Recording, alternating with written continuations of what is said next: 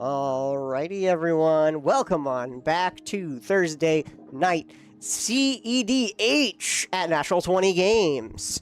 I'm going to be your humble commentator, Sean. With me, as always, Jeremy. Jeremy, where are you? Jeremy, you're here. Yeah. Oh, yeah. You still have to do some stuff. But with me, as always, is Jeremy. Doing finishing up some social media stuff, so keep a lookout for that. Speaking of which, you guys should follow us on like Instagram, on like Twitter, on TikTok, on Facebook, on what else do we have? Oh, join our Discord. Yes. All right, but we're going to have prediction going up as I introduce you guys to our players here. We got Troy the Silent Assassin on Rog Silas, but do you recognize that art for Rog Silas? For Rog Rack and Silas Wren? That is Kahan the Slayer's deck, very specifically. So, Troy and Kahan have swapped their main decks, Azami and Rog Sai, and are trying to best each other, try to see if they can fit in each other's shoes in this tournament. So we'll see how that goes. Over in seat 2, we got Sean T on Terra, Magical Adept. 5-color enchantments, winning, sort of fun stuff. What matters is that Terra gets you a enchantment on, tries to get you an enchantment on ETB, and it's 5 colors. That's all that really matters. Over across the table in C3, we got Brian H. on Maryland, Fey Ascendant, Fairy, and Elf Tribal in here. So, it's going to be all about stealing your opponent's enchantments and trying to win through, or stealing your opponent's cards, not enchantments, and trying to win through their deck at the same time using yours as a, using your deck as a sort of supplement into stuff. Trying to get hopefully good pieces coming down. Steal a Demonic Consultation, play out the Thoracle, be pretty fun. Then last seat, 4th seat here, we got Gregory M on Urza, Lord High Artificer, Mono Blue Artifacts, infinite mana combos, Hullbreaker horror shenanigans, ways of just making mana and winning the game with mana positive artifacts. What the heck? How did a link get through?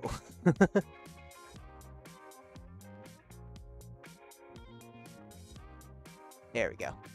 I don't know how a link got through our chat. There's a dot roo. All right, looks like we're all set. Sean going down to 4. Ryan and Troy is keeping that 7, and then Gregory going down to 6. Good luck to our players here as time has started. They have an hour and 20 minutes, 80 minutes on the clock. Troy's going to start us out with a fetch land, put out Roger,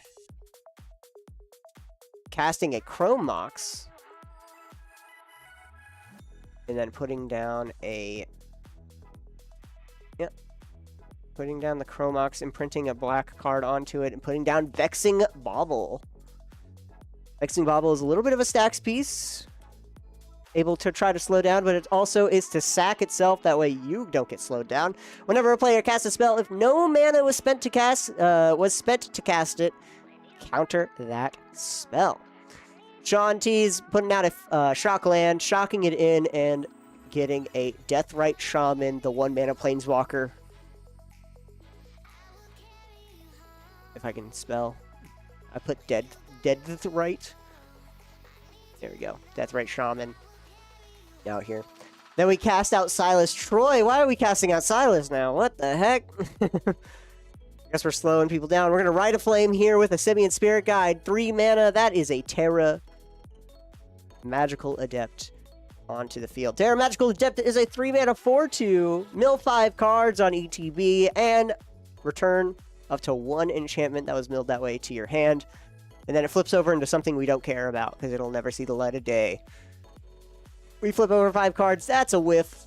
Unfortunately, no enchantments, but we at least got through our deck a little bit more, so hopefully we can hit something. Oh, no, we got something. We got something. I just didn't see it. I was too busy reading the card.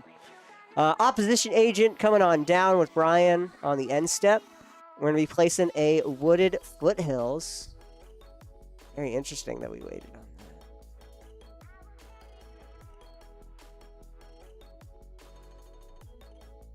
Just ripping the op agent out here. But we're going to Wooded Foothills, fetch for a land. A forest and something. We already have a watery grave, so probably an overgrown tomb. Or a breeding pool.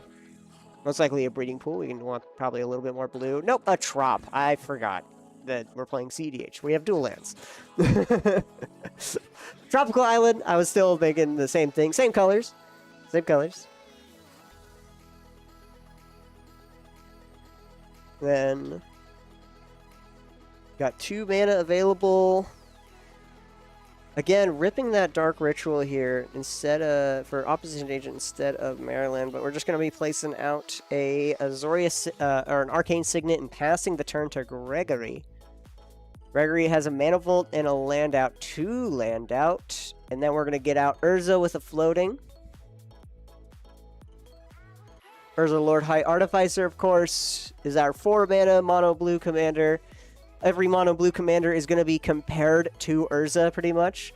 Pays back essentially pays back for 1 of it on ETB, making a 0/0 construct. It can tap untapped artifacts to add a blue, and then for 5 mana, shuffle your library, exile the top. You may play that card without paying its mana cost. We're going to be putting out a Mystic Remora Poopfish.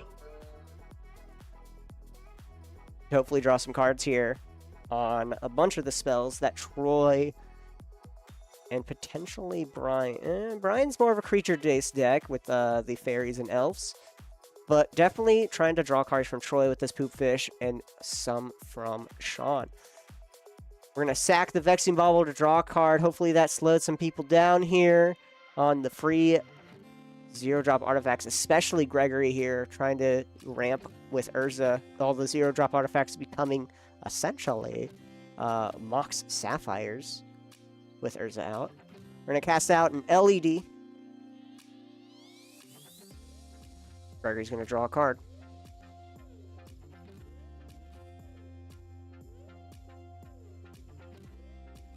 Then we are going to cast out the Vexing Bauble once again with Silas's ability. This is why he wanted Silas, because he wanted to be able to cast his own free spells at the same time, returning his Vexing Baubles. So, when Silas Red attacks or deals combat damage to a player, choose target artifact in your graveyard. You may cast that card this turn. So, We sacked our Vexing Bubble, hit with Silas, chose Vexing Bubble in the graveyard, cast out our LED, and recast out Vexing Bubble, so we keep our free spell here. Sean's going to be with Terra, swinging on out at Gregory. We're going to take the 4 and pass the turn back to Brian.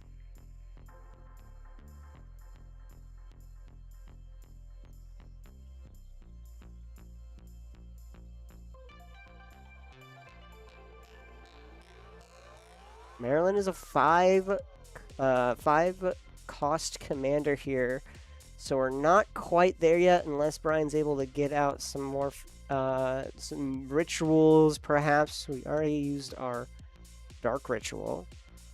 We could easily probably use a ball, perhaps the ball when we get there.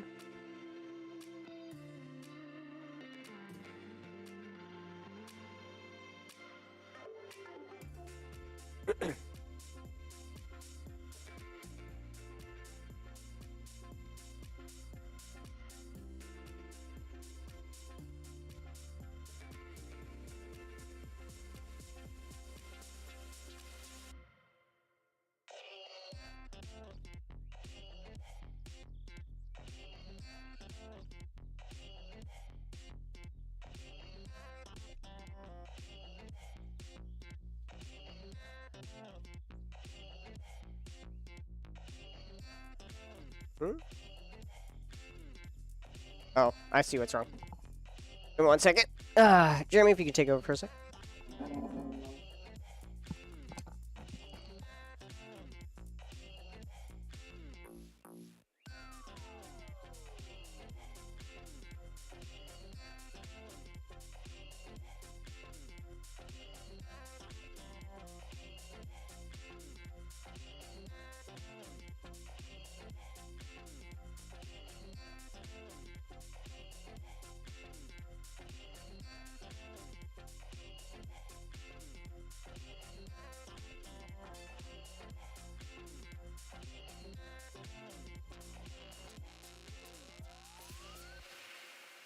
Their stream decks got crisscrossed in the room. We're all set now, though.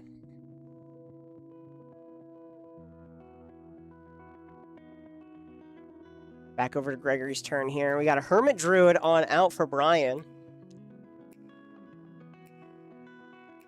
A little hard to read with that poster version. Hermit Druid is for a green, tap it, reveal the top card of your library until you reveal a basic land. Put that card in your hand, and then all other cards reveal this way into your graveyard. The fun thing about Hermit Druid is that you don't run any basics. No basics, and that is essentially another way of having Demonic Consultation or Tainted Pact in your deck. We have Chain of Vapored Gregory's Mystic Remora back to hand here.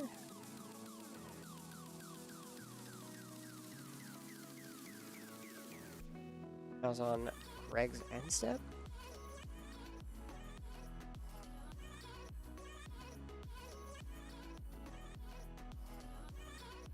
Whereas I think, let's see.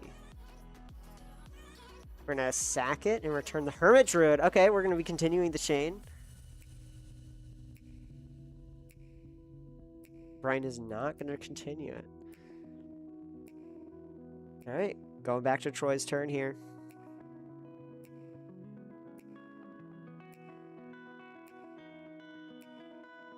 That is a fetch land we cannot use.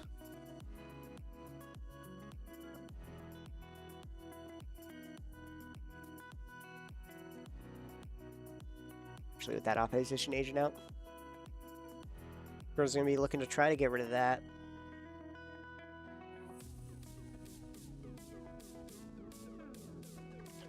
As he can.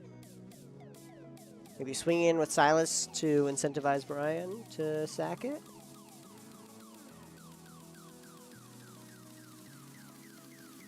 We're going to cast a Tainted Pact.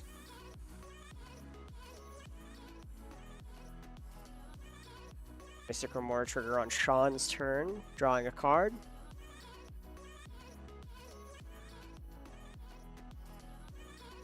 start Taint Impacting. Alright, got some lands, some rocks, some mana. Ooh, we're stopping. Nope, continuing. Mana. Thoracle. Springleaf Drum. Orcish land. Bunch of counterspells. What are we looking for here, Troy?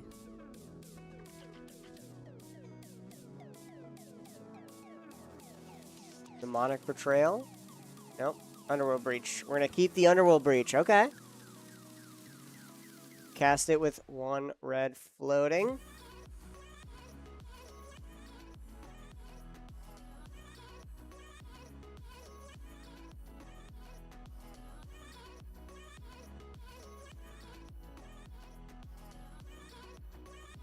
People have any responses? Doesn't seem like it.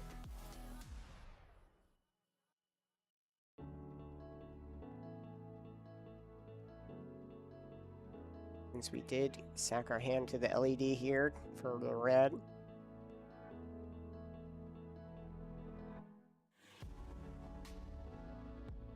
Alright. We got our World Breach.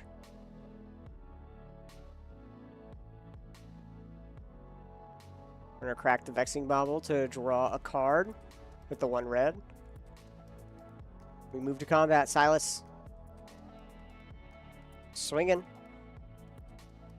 We're going to bring out LED. Casting out LED.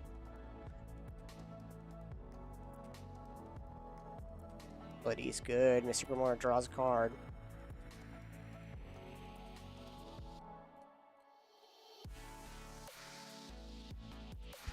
Troy said he didn't expect it to resolve. But we'll see what we can do now.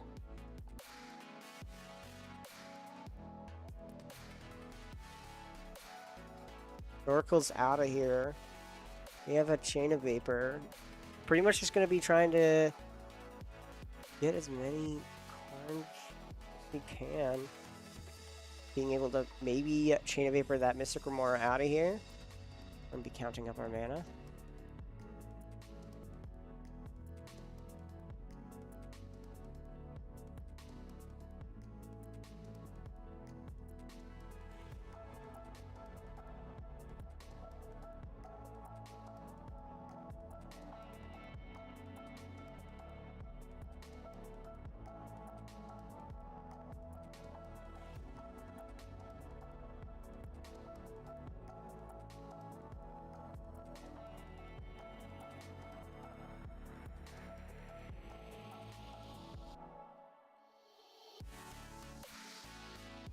Chain of Vapor with a Chrome Mox.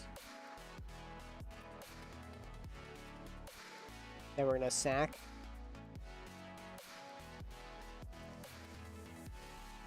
Then we're gonna bounce the Mystic Remora. Remora's bounced. Right now, the only one not tapped out is Brian, but Brian has an op agent on the field at the moment. Little less than ideal.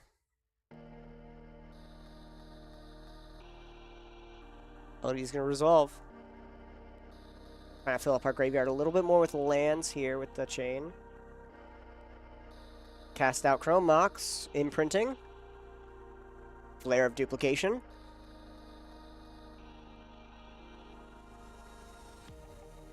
Cast out Breach once again.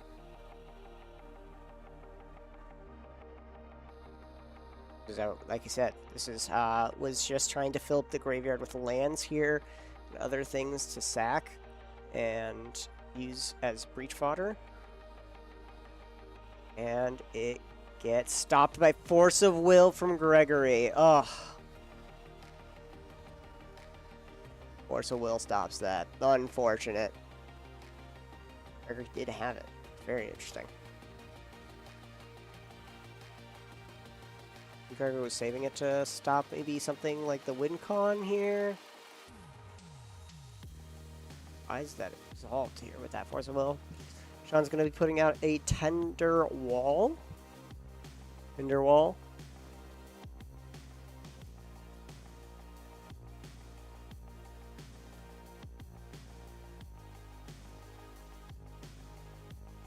Cinderwall's a ritual here. 1 green to make a 2 red. We're going to Soul Ring into Arcane Signet.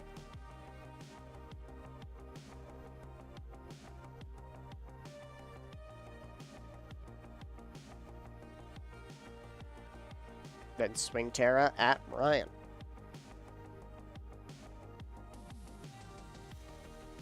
Take the 4, going down to 30.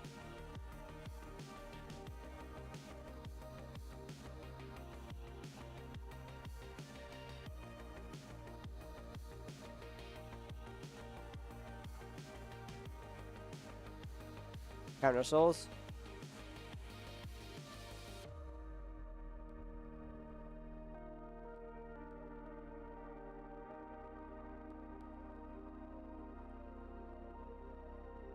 And 2 mana. Play out a Hermit Druid. That is the win con for this deck here. When Hermit Druid comes back out, and we pass the turn over to Greg.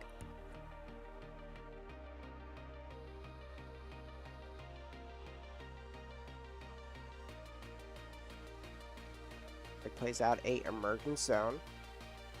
Able to get flash speed. Troy goes to turn. Play us out of land. Swing Silas.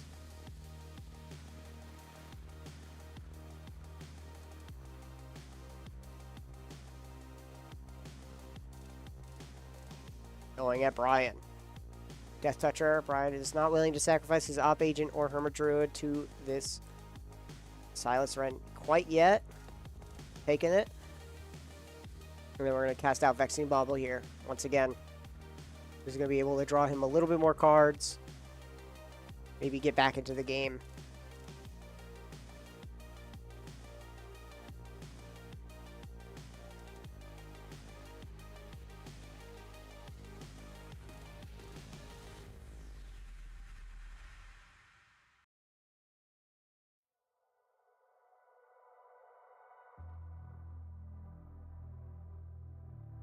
On goes the turn. Right now, between everyone, Brian is the closest to winning with a Hermit Druid and maybe a Thoracle. Gregory could top deck the infinite mana. Alright, Smothering Tithe. Hopefully be able to make some more mana. Or enchantment.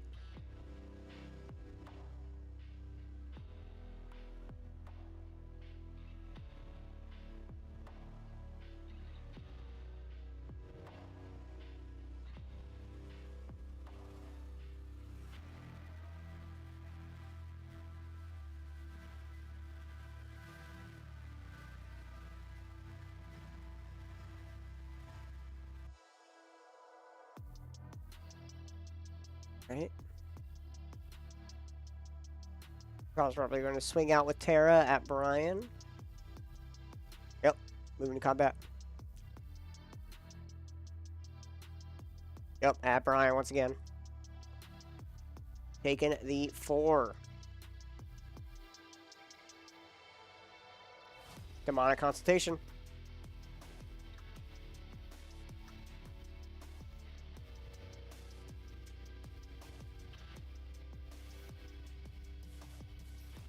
He's going to name Thassa's Oracle with this. He already has the Hermit Druid. So we're going to flip over the top 6.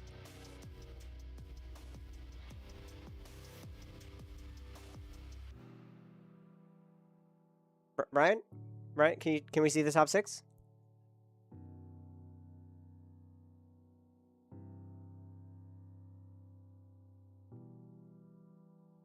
Not in the 6. He says. Alright, we're going to start flipping until we find Thoracle.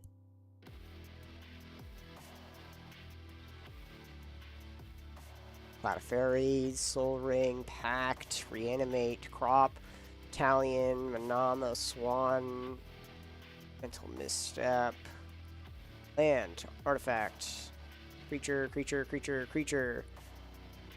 Whole bunch of creatures and instants and artifacts. Where's our Thoracle? If it's the last one, it'd be so funny, because then he goes a turn, he draws, he loses.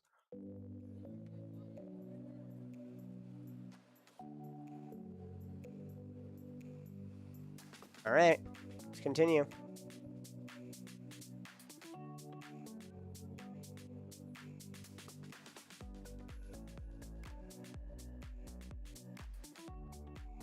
The last one, then he has to have an instant speed way of winning.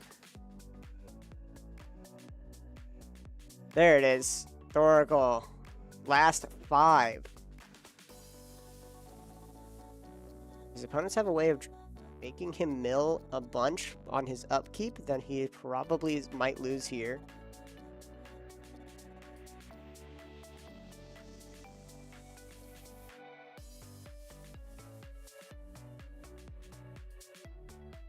Alright, goes a turn. Untaps. Upkeep.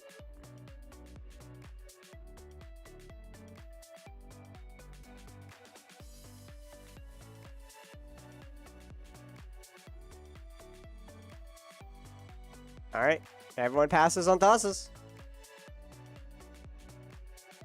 We trigger on the stack, activate Hermit Druid, milling out the rest of the deck. No basics here. Yep, that's it.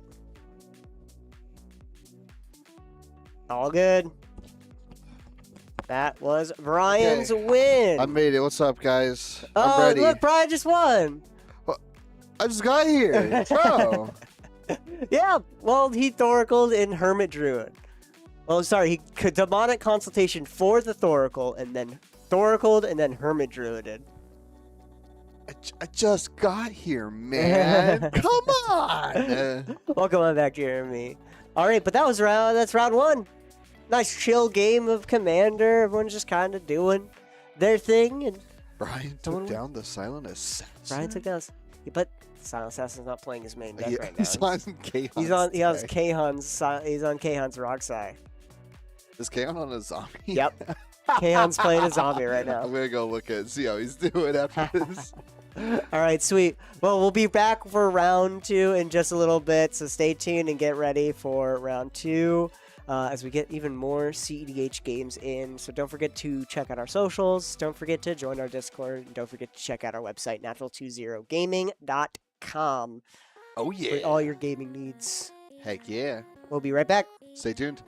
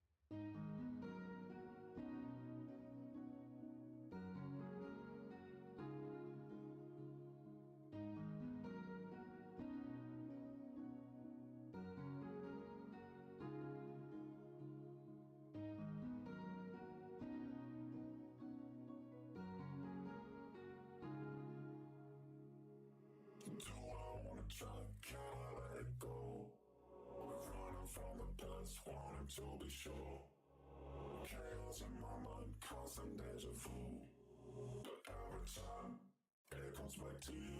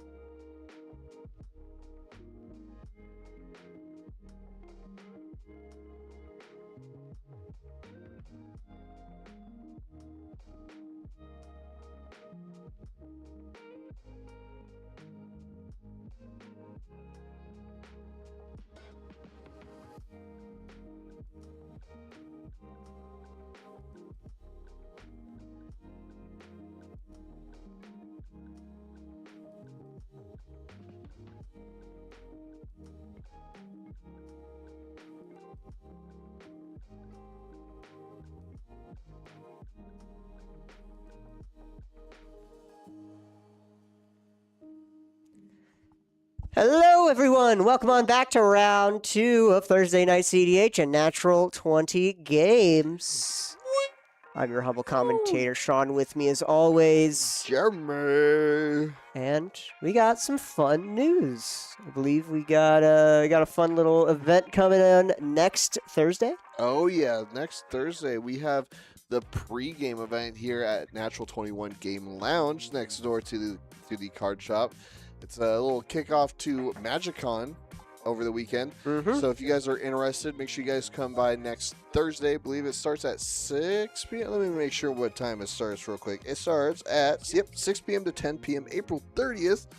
If you would like open plays, hourly giveaways, and if you bring in your MagicCon badge or your confirmation email, you'll get 10% off your entire bill. Heck yeah. The event's also being hosted by Pineapple on Pizza MTG2. If you guys have seen him on TikTok as well.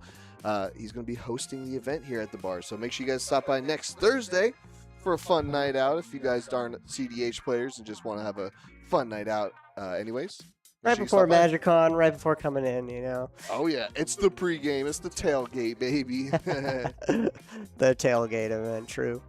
All right, but back into some CEDH content here. We have Good Guy Joe starting out with Urza Saga, Trevor going into a fetch land with a Vexing Bauble slowing down the opponents, and then Matt Black starting with a Elvish Mystic down on the table.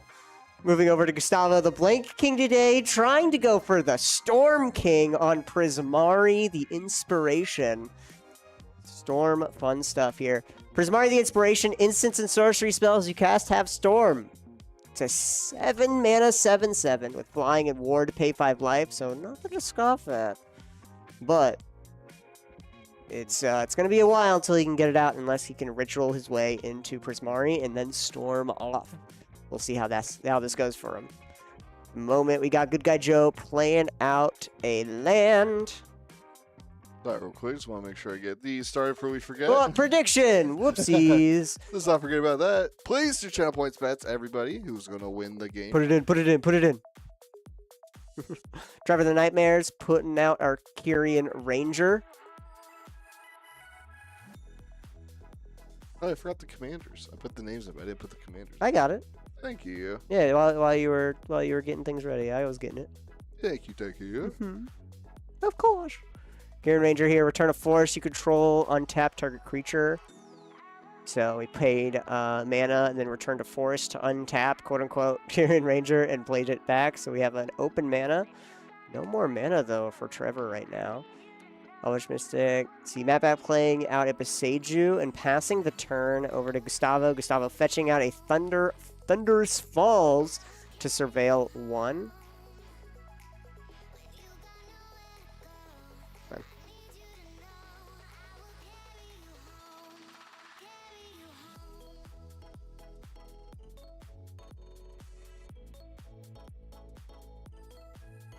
All right, going to turn here. Build out a mana confluence. Hopefully he has the mana. We're going to pay 2 life to Gitaxian Probe. Look at someone's hand, draw a card. Gitaxian Probe would be so sick if we had a big storm count at Prismari out.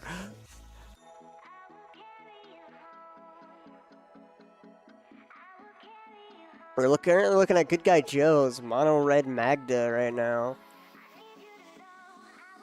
Double draws that card. Play out a command tower. And we pass the turn.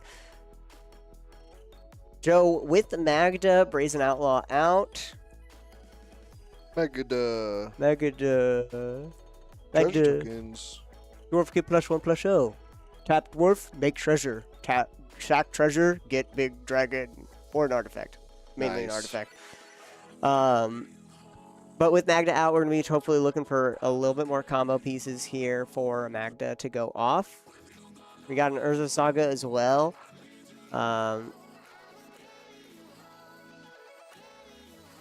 Going to 3.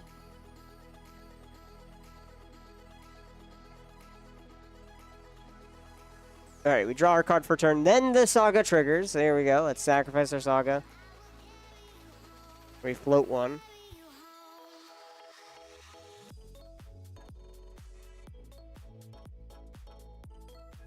Where is our artifact here? We're going to be grabbing up a Soul Ring.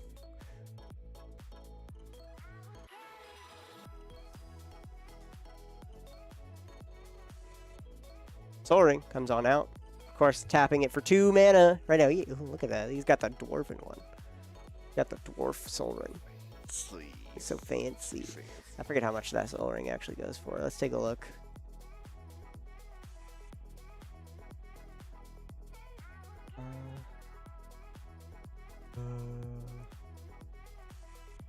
Where the heck is it? Is it? There's probably more pages. That's what I thought. There it is. The Dwarven Soul Ring. Whoa. It is $430. Holy crap, bro. Hey, he's playing dwarves. He is. He's but got the dang. dwarf, all right. Hammerheim. What the? Why do we have Hammerheim?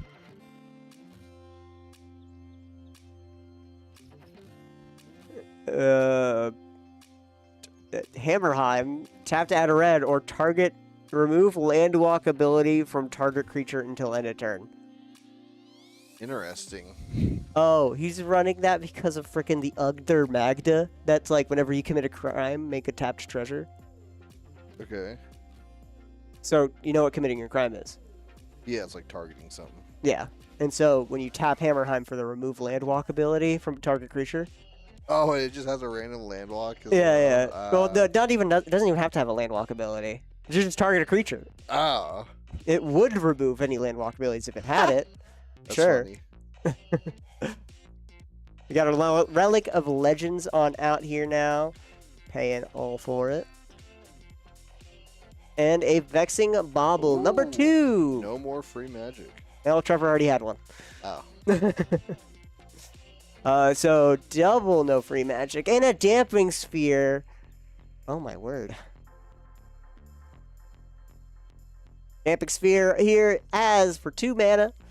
Lands that add 2 or more mana produce 1 colorless instead.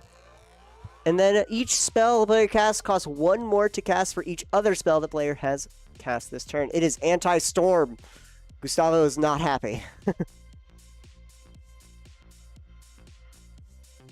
Trevor plays out a land for turn. We're going to immediately crack it and grab a Bayou. Going out in the Bayou. Out on the bayou. Cuss just read Damping Sphere. He's like, I don't know. Anyway, dealing with that. Gonna have to wait to bounce it back to hand first in order to start going off. But that's wasting resources and mana. Not casting Prismari. We're playing a Dranith Magistrate. Gustavo is slamming his head against a wall. Matt Black is slamming his head against a wall because both of them are relying on their commanders to come out at some point. Especially Matt Black. Who kicked my box? who kicked the box? We have to punish somebody. Yeah, we're gonna have to start swinging hands. Alright. Matt Black, Rocco is all about casting his commander here for X, cost, getting a good amount of mana and a good amount of stuff out to do essentially a 1-card combo with Rocco. I forget exactly what the line is. Once you cast Rocco, you win the game generally. Generally with like Kiki Jiki and stuff like that. Yeah.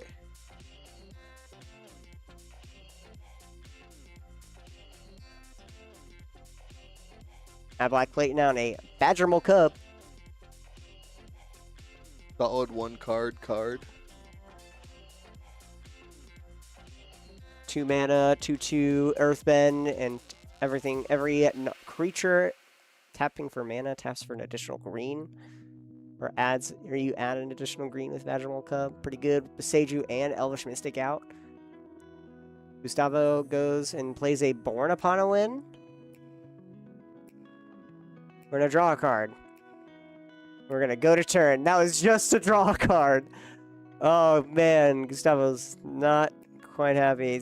He's filled his deck with a bunch of rituals, so when he does have Storm active with Prismari out, you might be able to draw a good amount of cards. But Damping Sphere again, slowing him down to a crawl and trying to waste resources on getting rid of that. Luckily for the colors he is in, Prismari, blue and red, are pretty good at destroying artifacts and bouncing them. So he has options. He's got something. He's got something.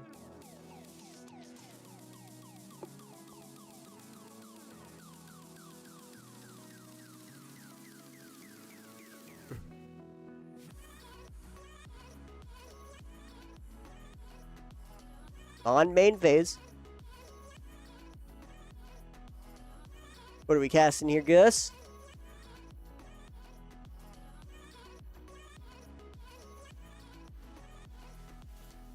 Brainstorm. We're going to draw 3 cards and then put 2 cards from our hand to the top of our library in any order. A little bit of a better card selection here.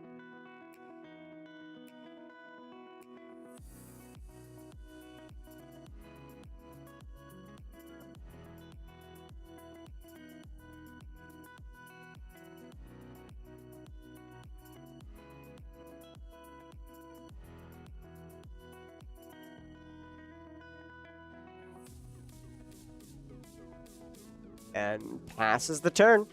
Can't really do anything with this Damping Sphere out.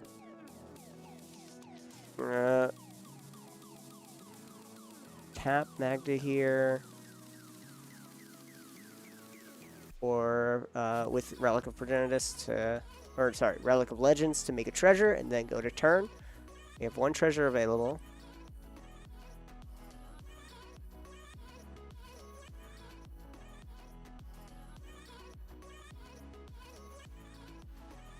more, and we win the game.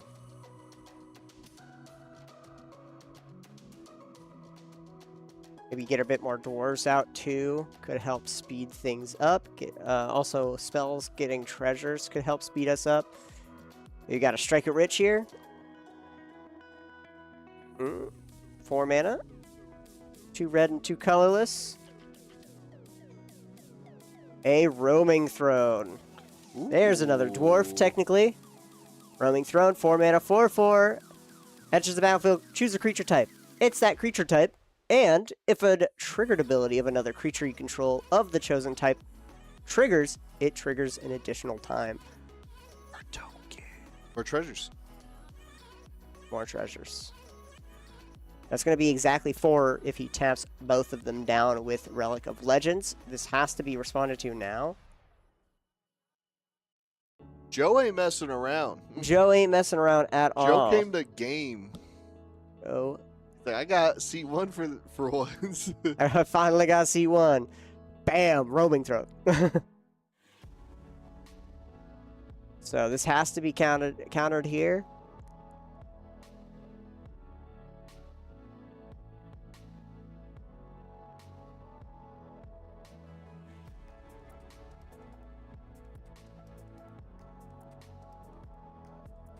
We're gonna snap Magda back to hand here. So roaming throne does resolve.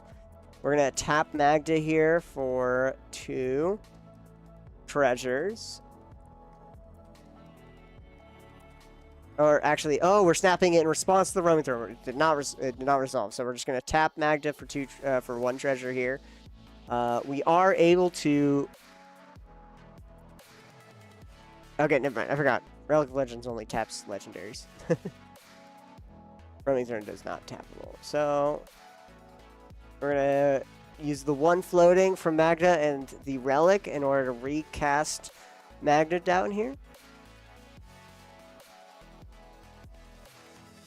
Oh, and then Damping Sphere, unfortunately. So we're just going to we're gonna recast Magda with the 1 treasure we also made from her. Nice. Damping Sphere being used against Joe.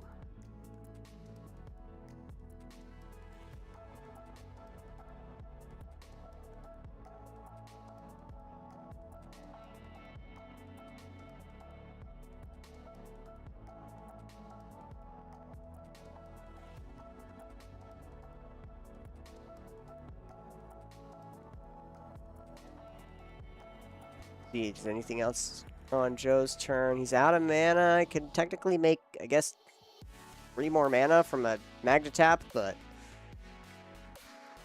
not too advantageous right now. And we'll pass the turn over to Trevor. Good amount of stacks pieces here. Trevor is thankful for the Vexing Bauble, as he can sack his own. So we're going to cast a Cryptolith Rite. Cryptolith Rite is a 2 mana enchantment. Creatures you control have tap, add 1 mana of any color. We're going to tap 2 for a Delighted Halfling. Toss 1 more with that Damping Sphere. Matt Black goes to turn. Matt Black doing it the long way here and trying to cast out Rocco, but we're just going to pass the turn to Gustavo the Blank King.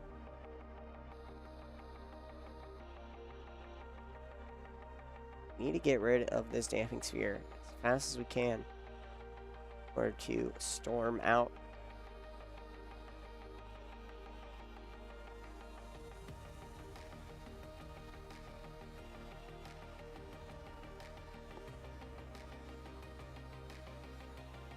Joe? Mama. Oh, good guy Joe, bro. How disrespectful to good guy Joe. I can't believe you'd say that. Gus is playing Heuristic Study and passing.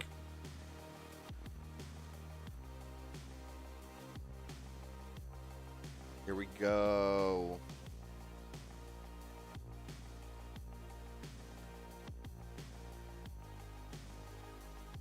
Okay. Well, unfortunately, Joe and Trevor do not need to cast spells in order to win the game here. Mm. Joe needs to cast a little bit more spells than Trevor, I think. No, they're both even to get their things going.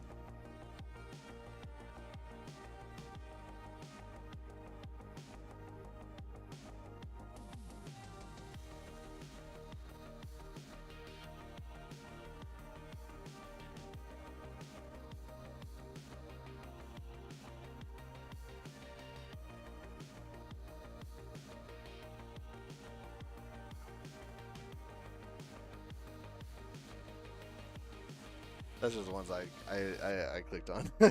Added. They have like the full on schedule.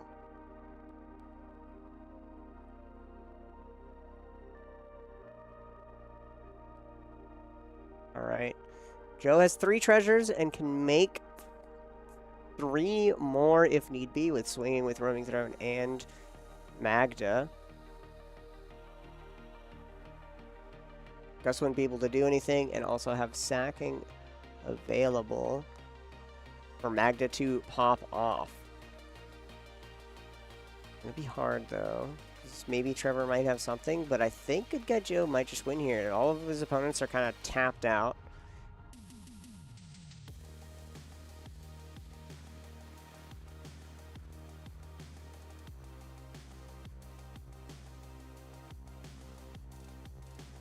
I need a couple more treasures to start going off. Plus, knowing Joe, he's probably just going to make the treasures and not sack them and just pass the turn. Yes, he's gonna hold on to those treasures. Yeah, he's holding on to those treasures until he can win on top of someone. Go sits there. Give it a loop. Give it a loop.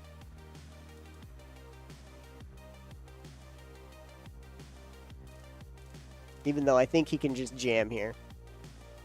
He probably could. He's probably needing like maybe 1 or 2 treasures he's looking for.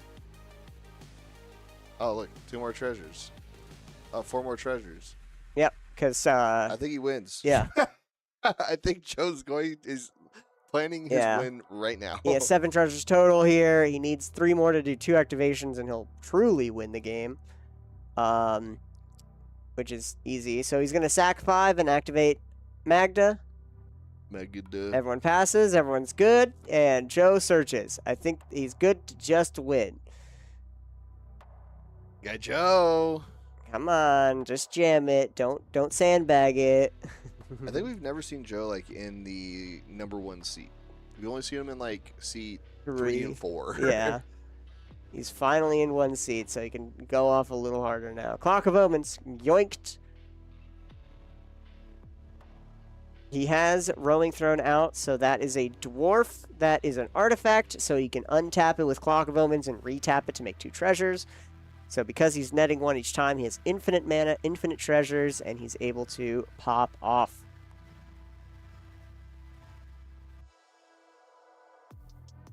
We're going to tap Soul Ring and... Okay. You should probably just tap, like, Damping Sphere. Okay, yeah, there we go. Tap Damping Sphere. Untap Roaming Throne. And we're going to tap Roaming Throne and Vexing Bauble to untap Roaming Throne and make 2 more treasures. And then we're going to re-tap 1 treasure and a Roaming Throne to make 2 more treasures. And we'll get a total of 6 treasures. 1 tapped, 5 untapped. We're going to sack them and search. Yep, and we're going to infinite tapped and untapped treasures. So we're going to be searching for whatever. Stop kicking my box. Somebody's going to get reprimanded. Somebody's going to get yelled at. Yep. It's probably Gus. Freaking Gus. I feel like man. it's Gus. Gus the box kicker king. I know. Alright, we're going to get... Go yell at him. Go Yeah, I'm yell at gonna him. go yell Go at him. yell at him. Rah! Rah! We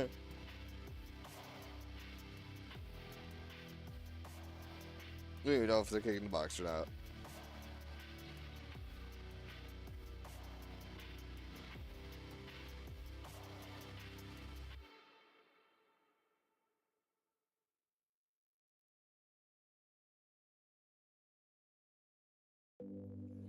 John says if somebody kicks the box one more time, they're losing their left leg. Then their right players leg have next. been yeah, the players have been warned. Yep. All right, we searched out for all of our creatures here, all of our artifacts. Maskwood Nexus, making every creature into a dragon. Trevor, Jesus, what the heck is going on with my Elgato? I have no idea. Very weird. We'll fix it here between rounds. Yes, we'll take a look at it. In the meantime, good guy Joe just needs to grab out. Where's the Reckless Fire Weaver? So Clock of Omens is untapping his things, making treasures, and then he's going to be searching for this Reckless Fire Weaver. I'm assuming. Where is it? Where could it be? What the? Sculpting steel? What are we doing, Joe? We'll make a roaming throne to make even more, and we'll win more. Yes!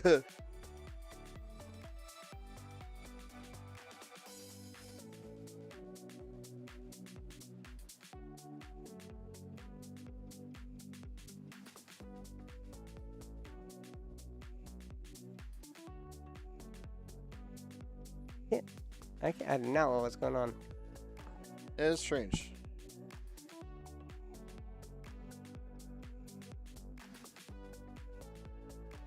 What if the table's hitting the box? It might be. It's okay. I just needed. We apologize for the minor technical difficulty. Yeah. Joe, can you win the game? That way we can fix this. Yes, Joe, in game now.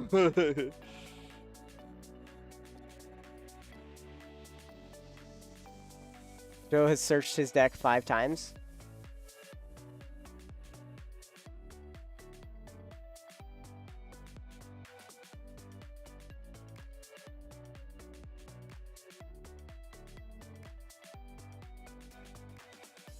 Oh, okay. So he's going to use the sniper here to kill itself and someone else, and then use the treasures to pay for the changeling artifact here to put it back to the bottom, and then research it out for the ETB once again. That's good guy Joe winning. Bang! Round 2. Magda. Sweet. We will be right back for round 3. Hopefully everything all fixed here. So Yes, we'll make sure you guys stay we'll be tuned. seeing how things go. Final Woo! round of Swiss, and then we have our top cut 4. Stick around, don't go anywhere. Who's winning Thursday night CEDH? Be right back.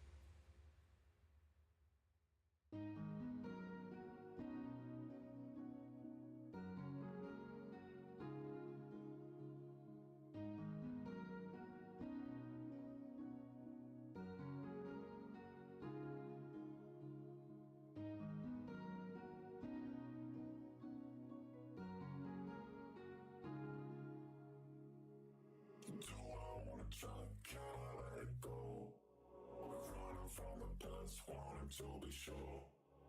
Chaos in my mind, constant deja vu. But every time, it comes back to you.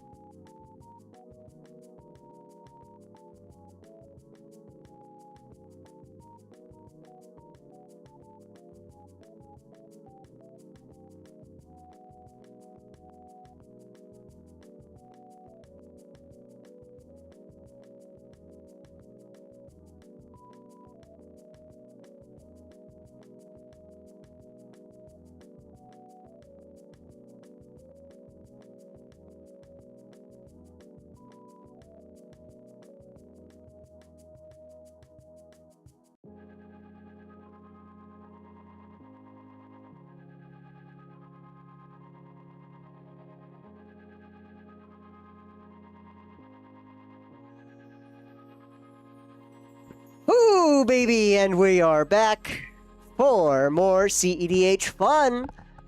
Thursday night at Natural 20 Games. We have Rob, R.O.B., Timna Thrasios in the room today. TNT, Sans, Red, good stuff.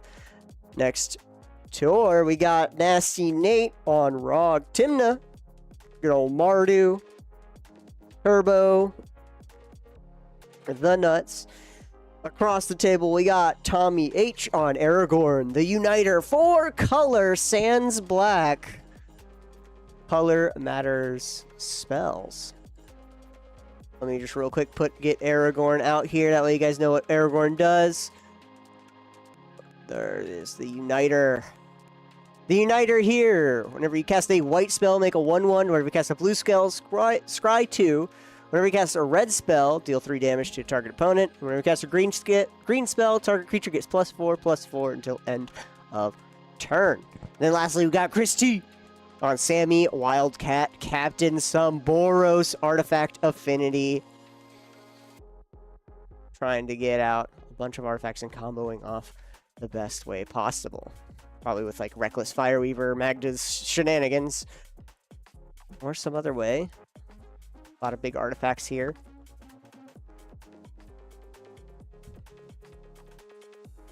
Also, nothing to scoff at. A 4/4 with double strike and vigilance. It is 6 mana though. A little hard to get out. If only Sammy had affinity. If only.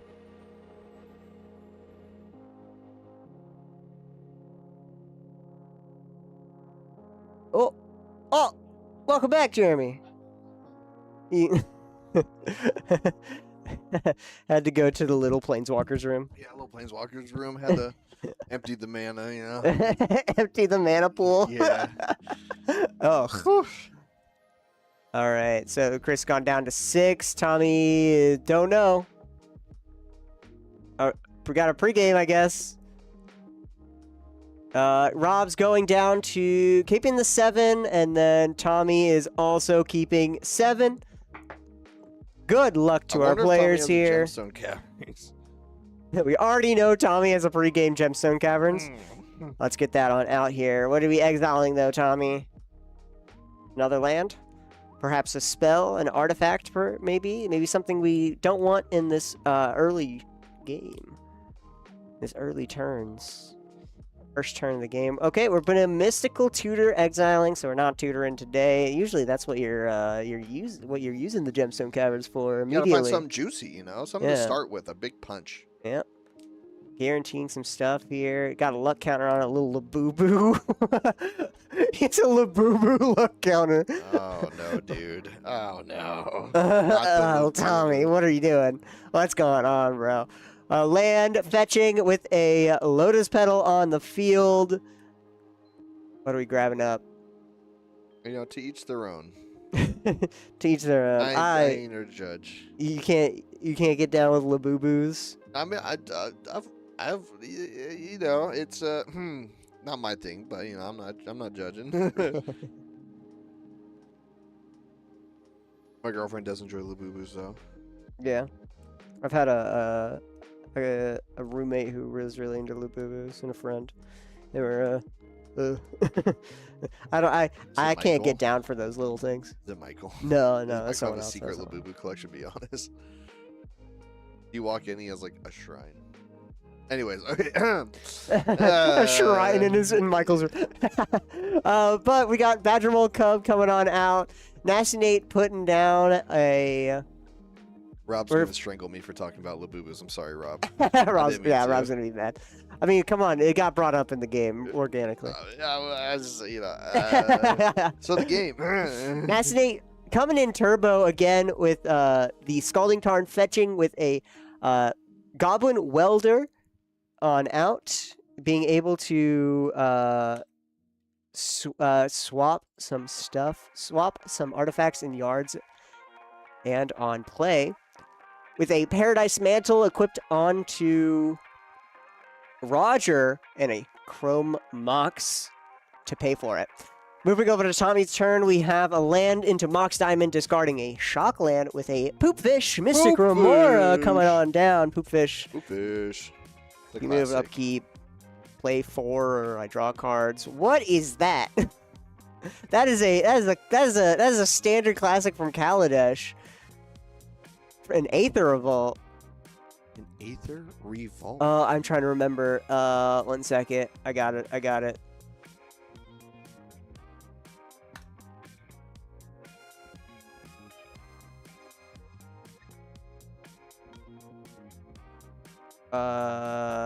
It is a...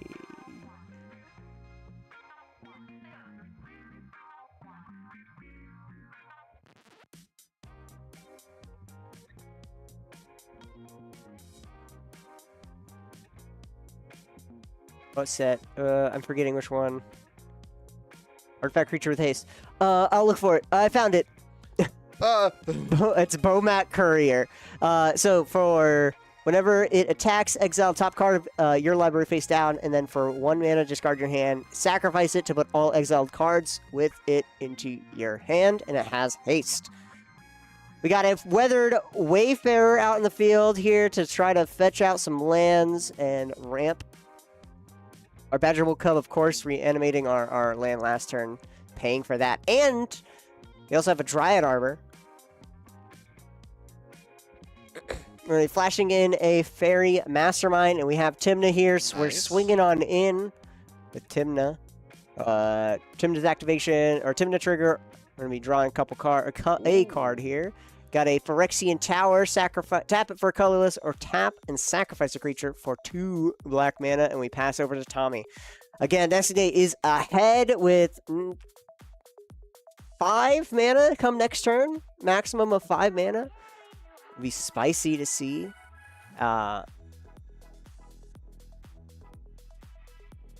Spicy to see if we can probably get an Adnaz here on his next Dude, turn. I love me a nasty Nate Adnaz. Nasty Nazing, you know. Nasty Nazi. Dude, Nasty Nate rips some of the gnarliest Adnazes, and I absolutely love it. Absolutely.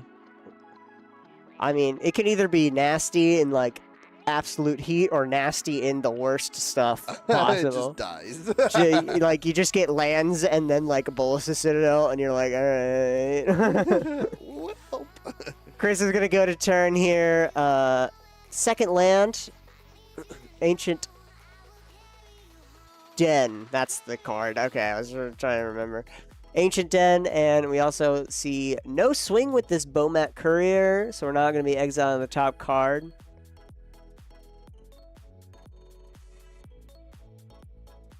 Can't be swinging in here. We're going to be tapping on up to search for a plains. Search for a land. Keep our land drops nice and consistent here. Fortunately, we did miss 1 land. Or no. Actually, technically, we didn't. We have not missed a single land drop here yet. Good curve. Good Because curve. Tommy is on turn 2, and he had the Gemstone Caverns. The Weathered Wayfarer is really good against specifically that Gemstone Caverns. A lot of time if you're going first, Weathered Wayfarer is not really going to do too much. But because Tommy's Gemstone Caverns, it was able to, you know, do this efficient play even on turn 1. Because turn 1, you're the person with the most lands majority of the time. You play a land, you pass. Then everyone's at 1. You play your second land, now you're at 2, and everyone's You are still the at 1. first person to hit the higher mana cap. Yep. And so Weathered Wayfarer is just not good unless Gemstone Caverns bringing them to whatever it is, +1, keeping you ahead, keeping you at least caught up to the Gemstone Cavern player. Not going to be truly caught up because they're going to go to turn and they put down their 4th land. But we got our Tundra out on the field now. Woo! It's getting cold. It's getting a little chilly. Getting a little chilly. It's a tundra out here. Tundra.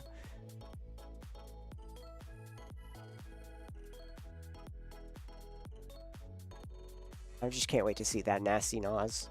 Yes. I want to see it so bad. Or a nasty necro. Necro Fountain's true.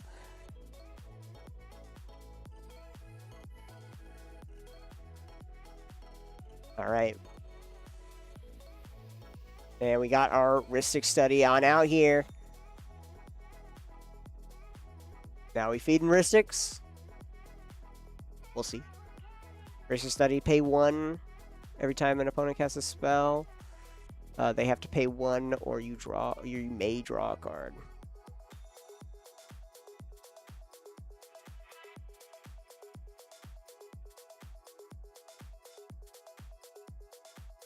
Alright, nice Nate.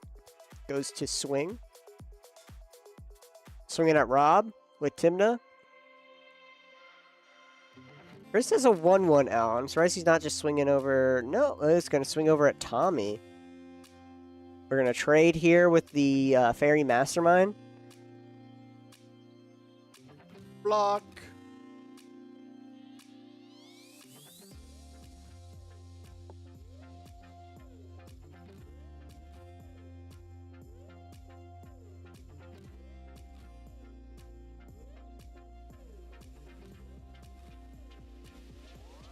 Feh. Feh. Feh. Feh. Feh. Feh. Poofy. Poofy indeed.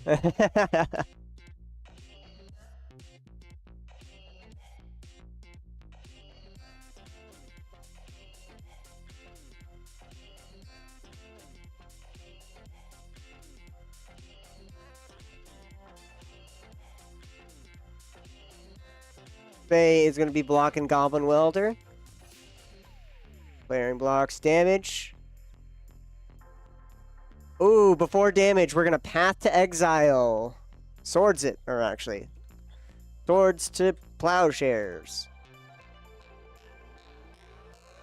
Exile target creature gains life equal to its power. Tommy's going to gain 2 life here.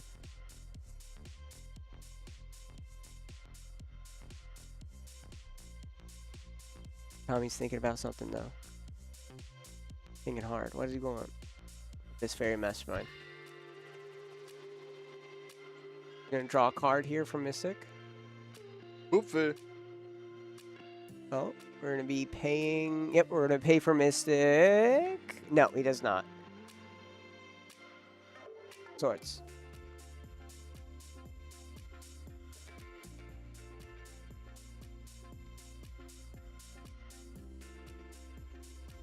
Alright, it is exiled. Tommy gains 2. Chris are gonna go grab it.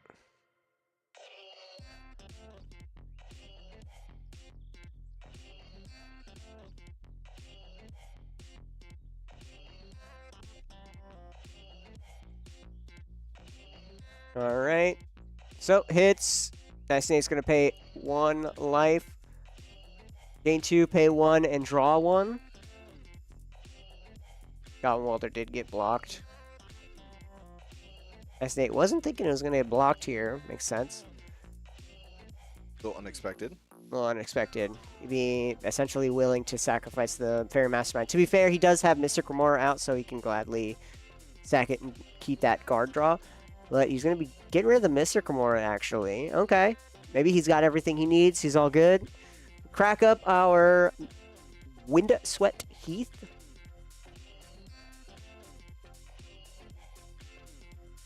And our Gaia's Cradle is in yard.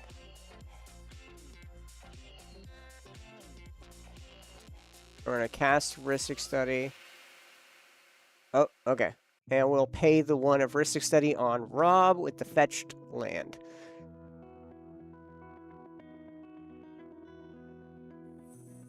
Everyone passes on Ristic Study. It's all good. This is going to go to turn.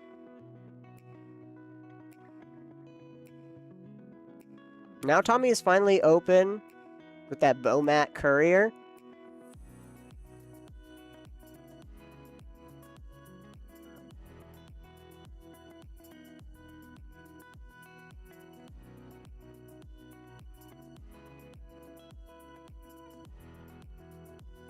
Alright, 2 cards are under that Bomat Courier. If this Bomat Courier doesn't get answered, it could become a little bit of a problem later on. With how many cards it gets. Now. Deal with it now before it becomes too much. Yeah. It was a standard all-star back in the day. Standard? Yeah. You have 4 of them? Hmm? You have 4 of them? Yeah, you can play 4 of them, and then you just play like they're 1-cost 1/1s that essentially draw you cards. So Wow. That's you not just bad. play them, and then you just have them all out, and then you just swing out, and then you're like exiling to top card, and then you're like later on you sack one to get, I forget exactly what you got in that standard. It's been a while. That's when I started Magic, and I was so dumb at Magic. You gotta trust me, this line's insane. Yeah.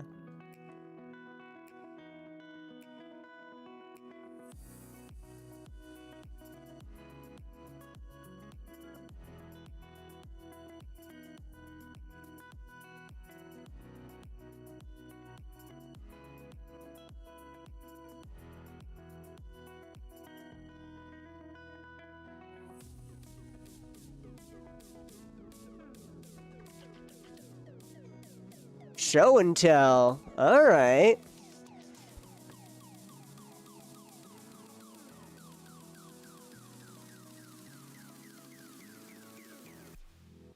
Show and tell here. Each player may put an artifact. Yeah, each player may put an artifact, creature, enchantment, or land card from their hand onto the battlefield. All right.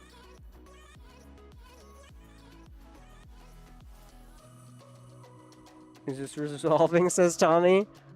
I guess so. Let's take a look at what we flip over. Enchantment, artifact, creature, enchantment, or land. And put on. What are we putting on here? Got Protean Hulk, Lotus Petal, Fayborough Elder, and Smothering Tithe. Oh, gross flips, all of them. I think maybe Fayborough Elder and LED is like whatever for the most part. But that Smothering Tithe might be slowing down here, Rob, with especially the... What the heck are we casting here?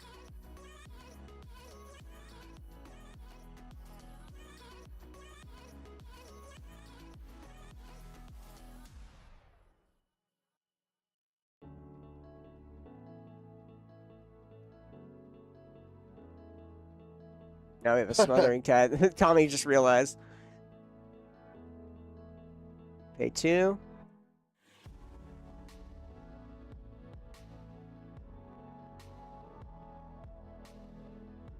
Mercy Study's not going to draw a card.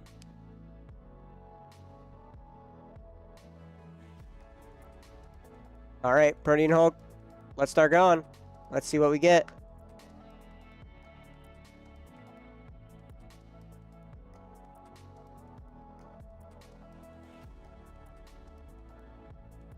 So, Protean Hulk, pretty much a win con.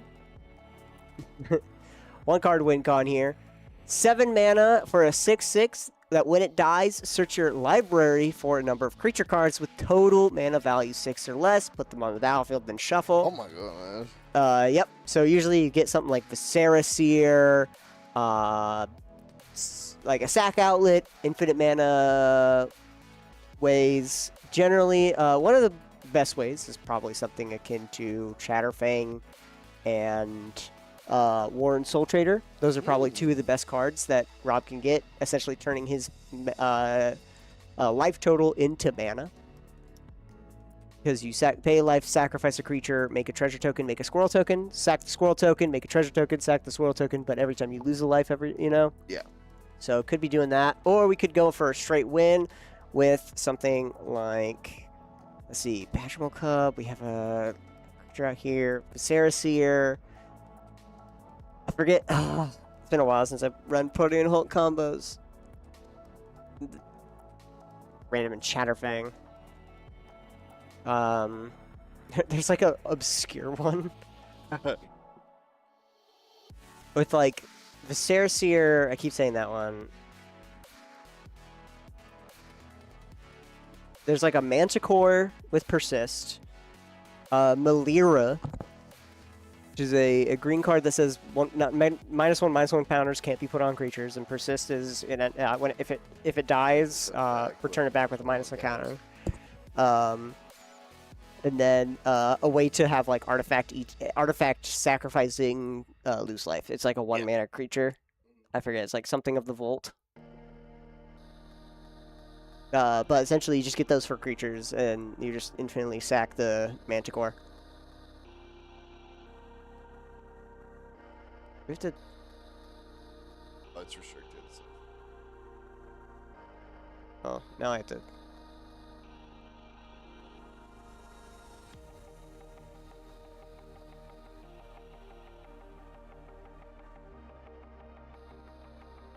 Mm-hmm.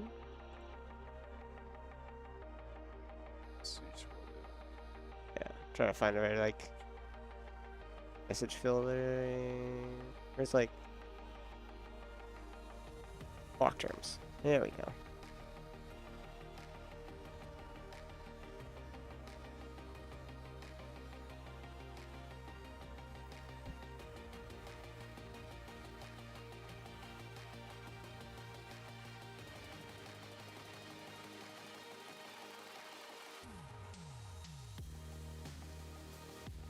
All right, did we get all of our creatures here, Rob? Are we finishing?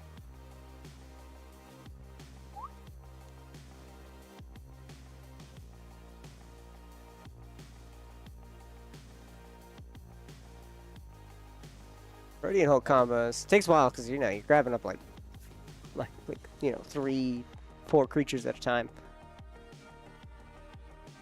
All right, looks like we're good. Oh, this is a value one. Esper Sentinel. I can't tell. I can't see. Rob, move him down. Brother, move him down. I think it's a Esper Sentinel, a Ranger Captain of Eos, and Orcish Bowmaster. Yep. Okay, cool. So he's just doing a value one. Just fire cards, dude. Just Yep. get really good cards and put out a bunch of good cards. But we're going to be firing off Orcish Bowmaster onto a creature. Massing 1. Ranger Captain is going to be controlling some board states. And then Esper Sentinel is going to be doing some Rhystic Study shenanigans. Rhystic Study-like shenanigans.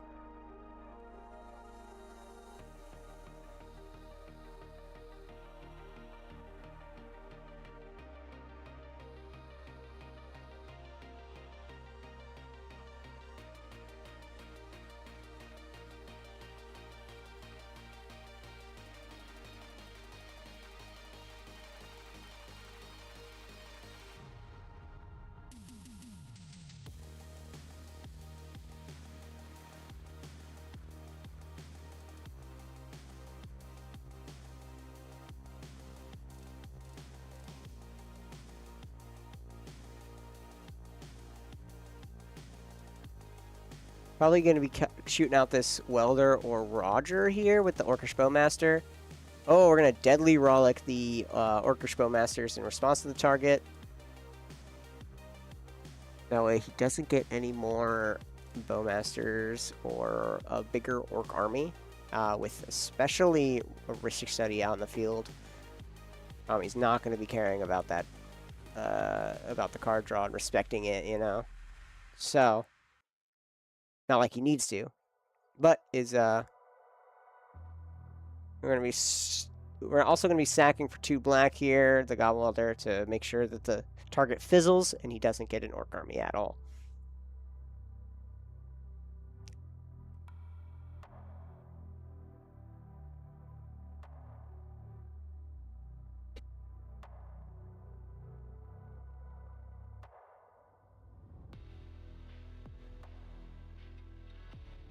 We got some card draw here, but I think we're paying for Rhystic Studies with the 2 mana we made from Phyrexian Tower.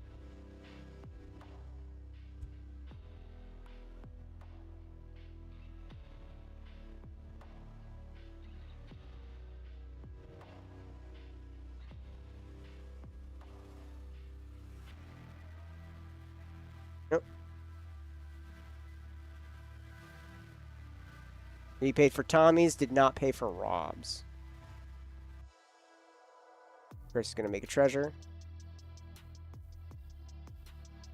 Oh, okay. Ranger Captain is actually going to be exiled.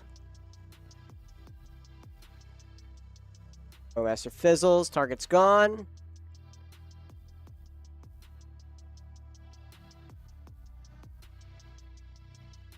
We're going to Ranger Captain Eos Search. What one drop does Rob have that isn't Esper Sentinel? Or Dryad Arbor? Or Weathered Wayfarer? What is the fourth one drop that Rob might have?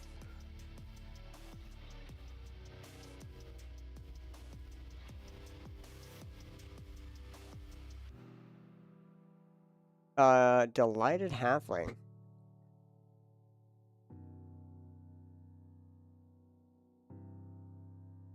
We're playing out a Gaia's Cradle here. Did play the land. Keep that back. We just have a Gaia's Cradle, free info.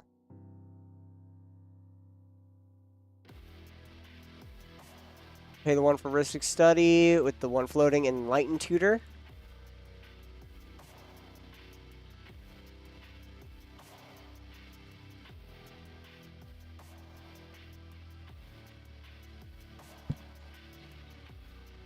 I think Nasty Nate's going to be going for getting a Underworld Breach right now and try to go off. The breach line? Gonna try to go off now.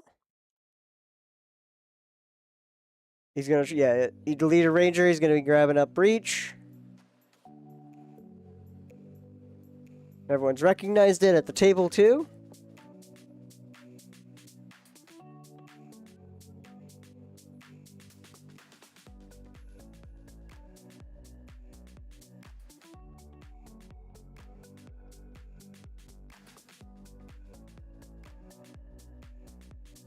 Get the breach. Get that Breach. Chris is good. Rob? I think Rob's good with it.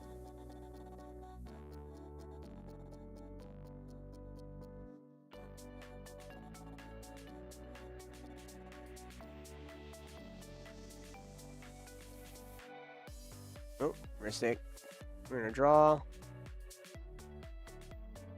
And we're good. Let's go get Breach. Watch it just be like Necropons instead.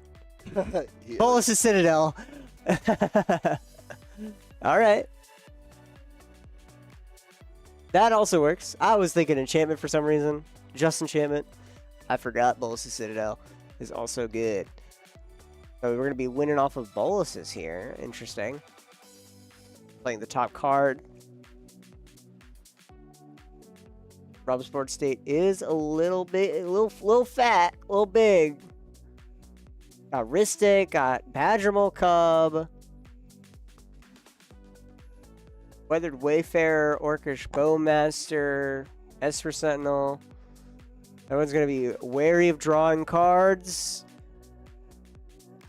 and wary of playing spells with Rob's board state. Nasty Nate goes to turn, untapping with the Bolus's Citadel on top. Does he pay the 2 for Smothering Tithe? He has it with 5 treasures. 1, 2. 1, 2, 3 black. 4, 5, 6. Bolus's Citadel hits the field.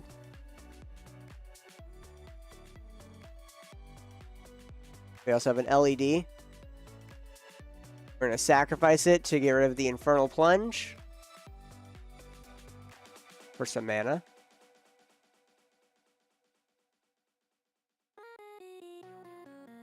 Everyone's all good. Everyone's fine with Bolus's Citadel.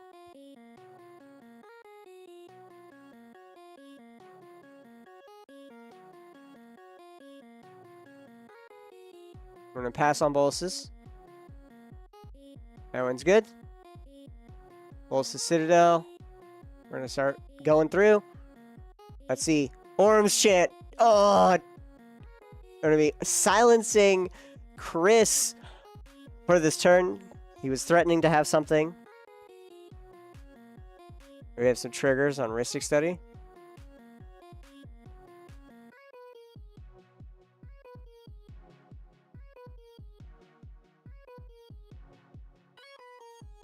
Bob's gonna be the first one to draw here.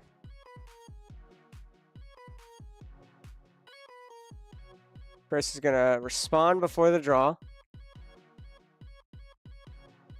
Sacrificing some treasures. Everyone draws? Okay, everyone's good to draw.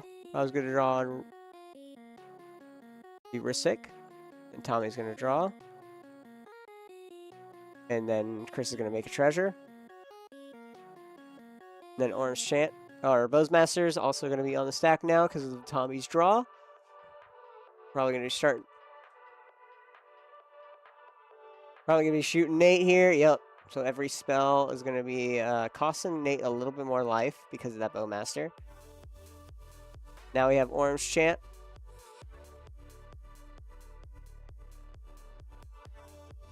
We're gonna wear the Bolus's Citadel and pass the turn.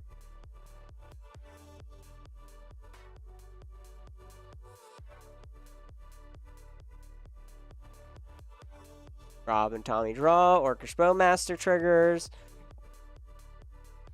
We're gonna shoot the bow, Matt. Yep, let me come over here. Yep, I'm gonna go double into let him. Asking if these are exiled face down.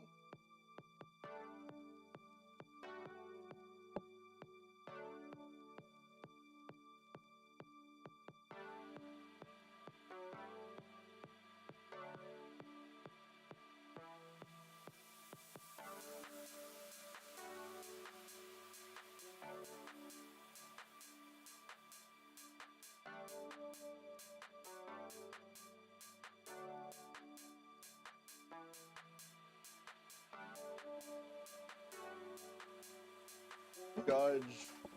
All right, there we go. So he was specifically asking how they interact with abilities like the Minus of Karn, the Great Creator. Karn specifically says return a face-up artifact card from your exile to your hand. So it's very specifically says face-up. All of those cards are face down, therefore they cannot be seen. They're down. Face down. So he'll never know what those cards are until he like searches through his deck and be like, "Where's the one card I need?" That's Watch it be a combo piece, and it's gonna suck. Funny. And also, if he gets that courier back out, that courier will never be able to get those cards back because it's technically a new object. A new courier does not see the old courier's cards, Dang. unless it said specifically. Says sacrifice, put all cards exiled with the Bowmat Courier into its owner's hands. It doesn't say all face down exiled cards into your hand, specifically from Bowmat Courier. So if it's face down, It's gone. it's gone. It's gone. Those cards will never see the light of day. I am curious on what he exiled though. We Should gotta I go find out check? after- I'm gonna go check right now. Okay.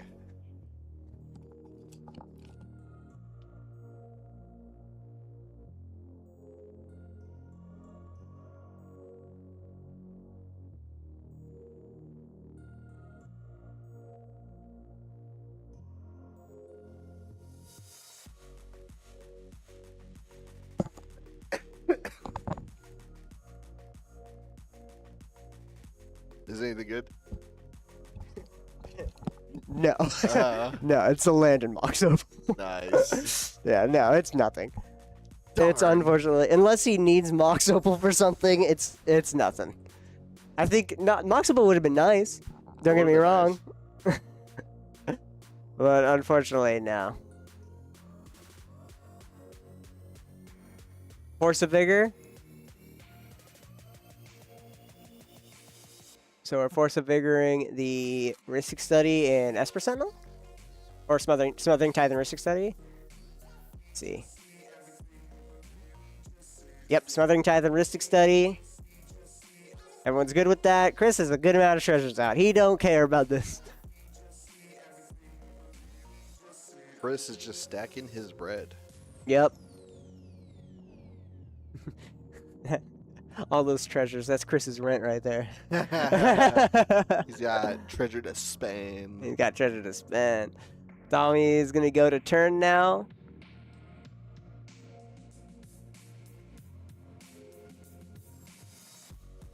We're gonna fetch with our Wooded Foothills. Woody Footy.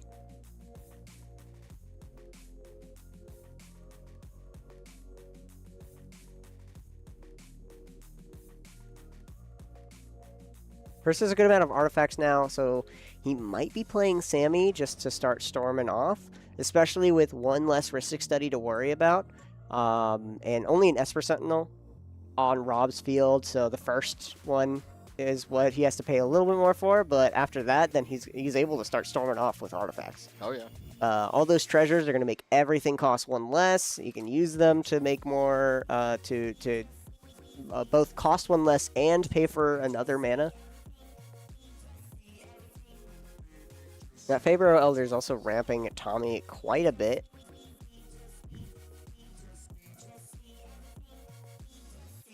We're going to see Aragorn come out.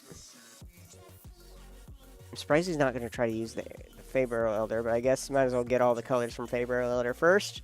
We're going to cast Aragorn. There we go. Faber now taps for 4 mana, all but black. Guy's Cradle taps for 2. Now we're up.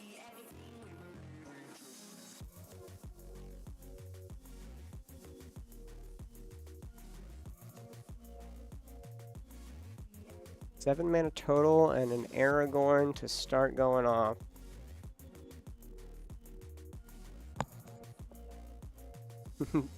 Zach had a brew with Aragorn the Uniter. He had what? He had a brew that he was thinking up of. Yeah. And it was a Dragon's Approach. Aragorn the Uniter. Dragon's Approach is the red card that you can have any number of. Oh, okay. So it'd be cast Dragon's Approach, deal 3 damage. Cast Dragon's Approach, deal 3 damage. Ha! And just burn everyone down as you're just storming with Dragon's Approach. That's funny. That's actually funny.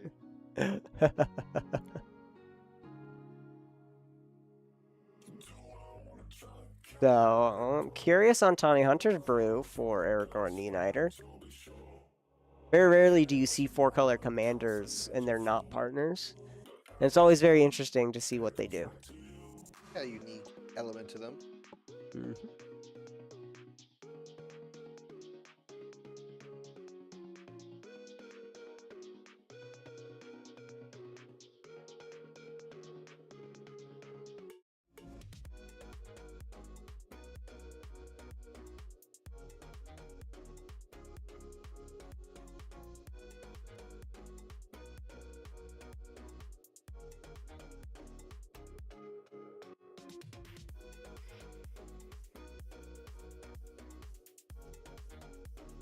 Okay, Bear Elder on... Looking to cast a big spell here, Tommy.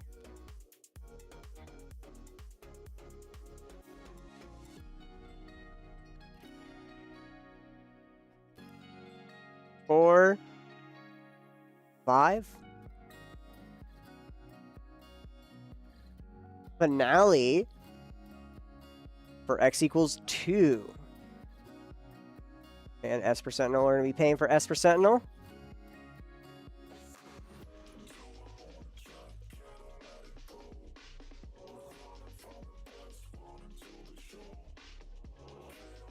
Two and 1 extra to pay for Esper.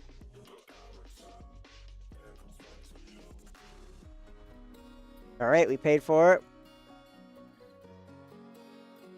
All right.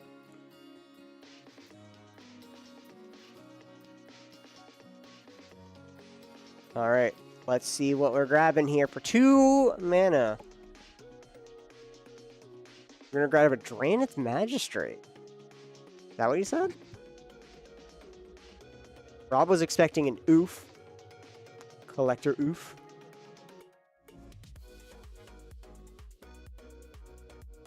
Yep, we're gonna grab a Drannith Magistrate. No cards from graveyards.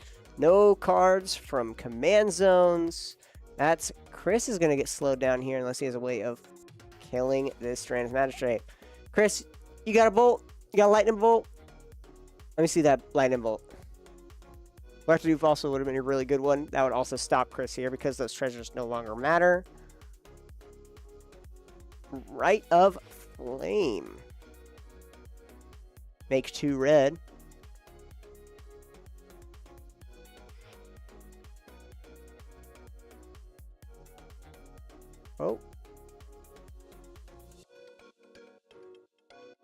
We paid 3 to make 2 as well. Okay, interesting. We're paying for Aristic and Esper.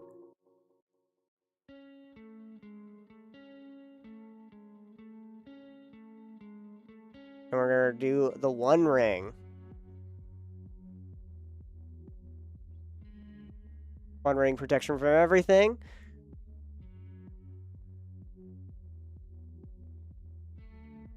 Everyone's good. We're gonna draw 1 card. Maybe grab a land.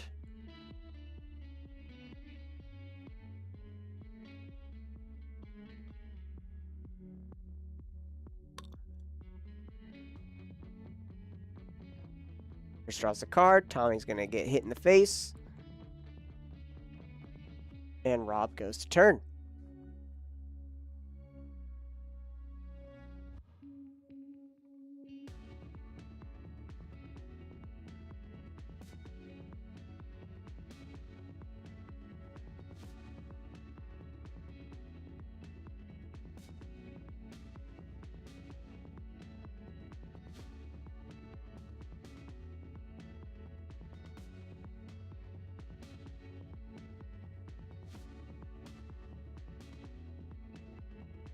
Three mana. We're gonna do a Demonic Tutor, paying for Aristic City. Yep. 2 green floating, paying 1.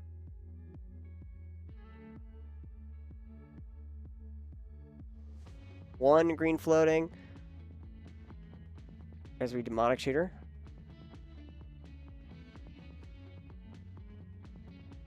Winning the game now, Rob. Is he deciding to do it? Protection doesn't say you don't lose the game. The Oracle could still come down. Ami is tapped out except for maybe 3 green, but I don't. There's no green counter. Avoid Fate is the only green counter spell. Can't really do anything about it. Hmm? Can't really do anything about it. No, you cannot.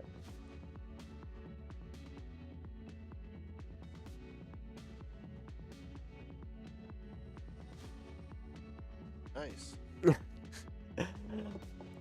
Chris over here, of course, does have 5 mana up, but I mean, maybe has a Pyroblast in hand. Maybe has a Red Elemental Blast in hand. Maybe a red Ellie. We could see. We could see. Maybe a way to draw Rob cards, depending on which one he uses. Counting. Doing the maths. Doing the mess. Quick maths.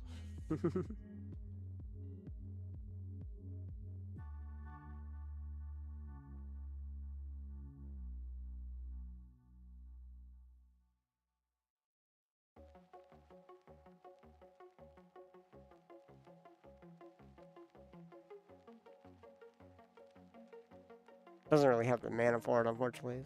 So. Doesn't have colors. The colors he needs.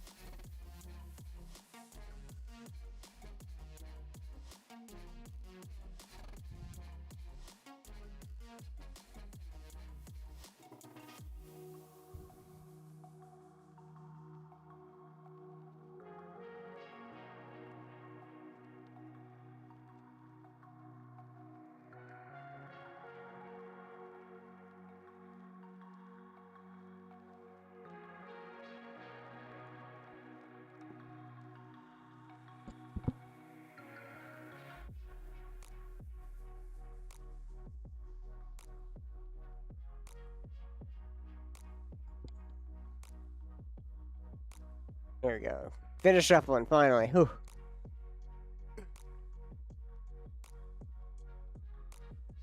He had to muscle against this thing. You know, he has a weighted deck. That's how he's so buff. Yep. Really obscenely buff. Really obscenely buff. ROB Rob. So he's weighted his deck that way. He's like shuffling. He's doing a workout. So It's like those weighted water bottles and stuff, water cups. yeah, absolutely. Gaia's Cradle. He does make a lot of mana with this.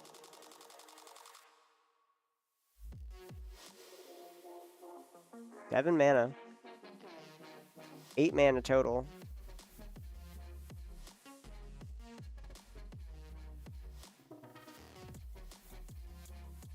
Make it 9? No.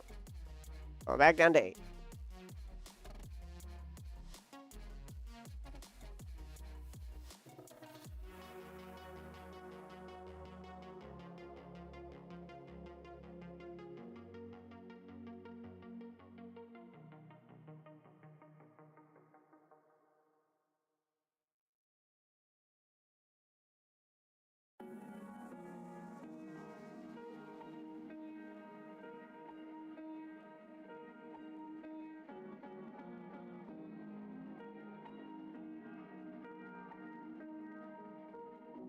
Voice of Victory.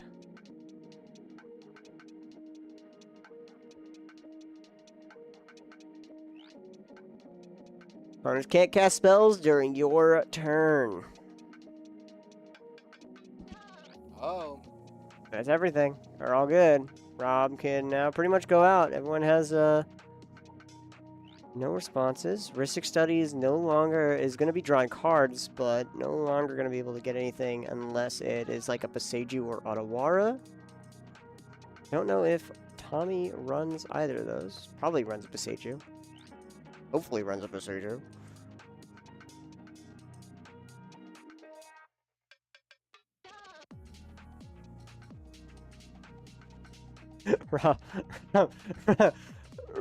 Rob is quite mad about only having green mana. He needs a mana filter, you know. Yes.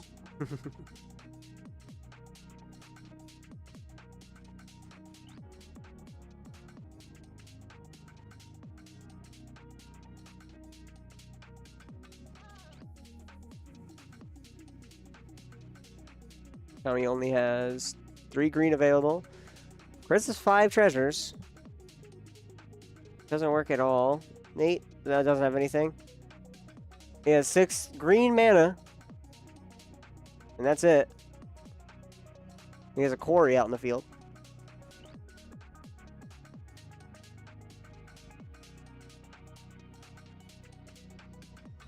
Lazatep Quarry. Tap it to sacrifice a creature, add 1 mana of any color. That's how he sacrificed Protein Hulk.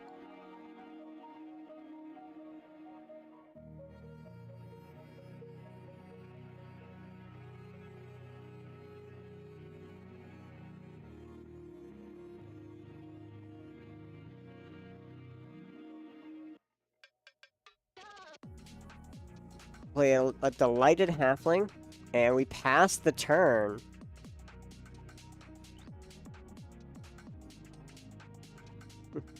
And we pass the turn over to Nate.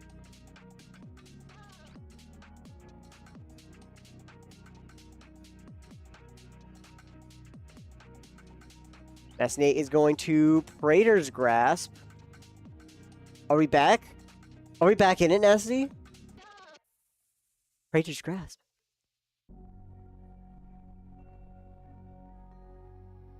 We're going to search target opponent's library for a card, exile it face down, then the player shuffles his or her library. You may look at that card for as long as it remains exiled and play it.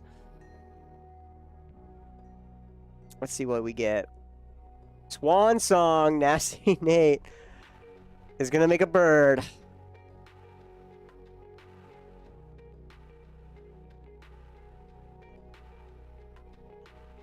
Bird comes on down.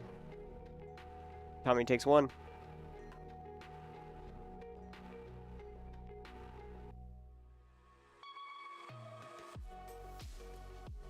Chris's protection. Rob has a big old board state.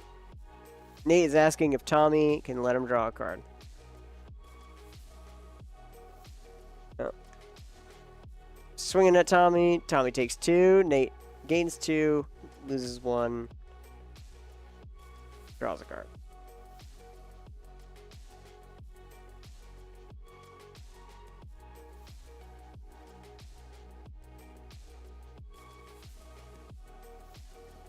Tommy's turn.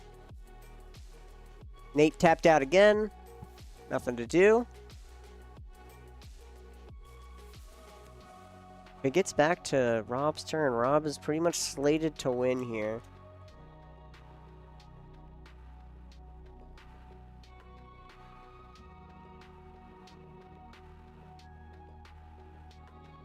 Esper Sentinel. Make a 1/1 with Aragorn.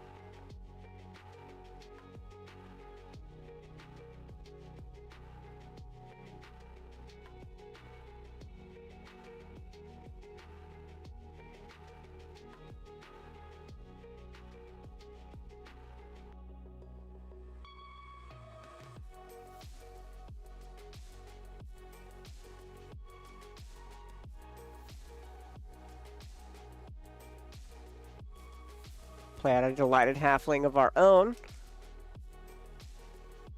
Get another +4 onto something.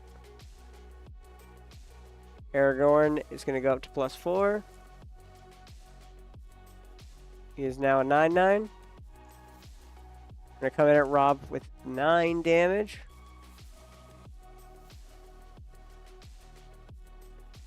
And passes the turn as it gets trumped blocked by an orc army. Chris's turn. The 1 ring is still available. No more protection. We're going to draw 2 more cards here, Chris.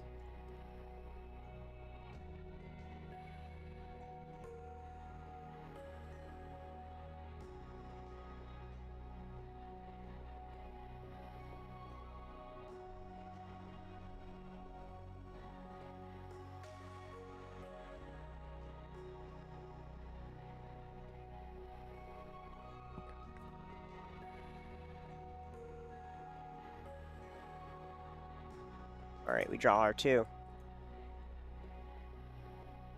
7 mana available. Seven artifacts as well.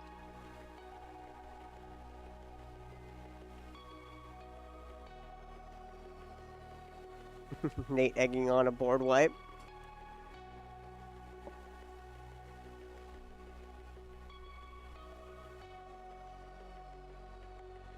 Can't cast Sammy because of Dranith.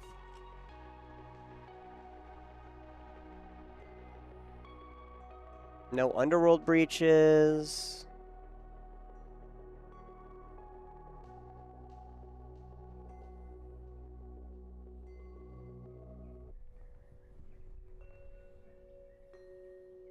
Boros gang, says Tommy, playing 4 colors. Treasure map.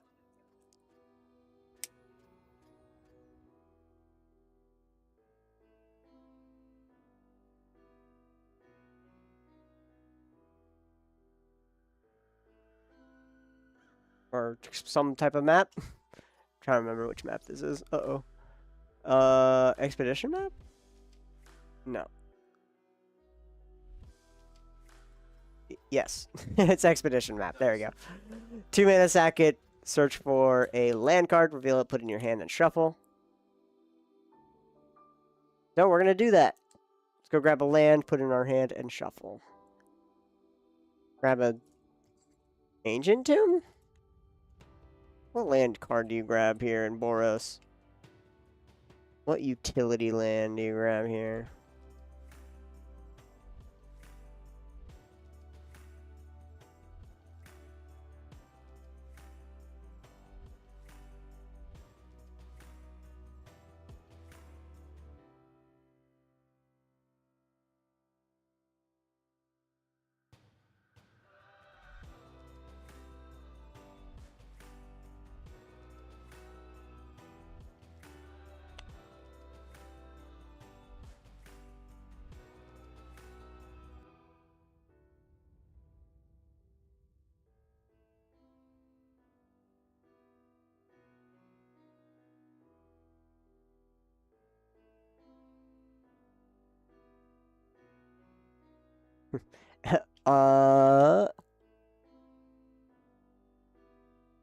There we go. Abstergo Entertainment is searched out.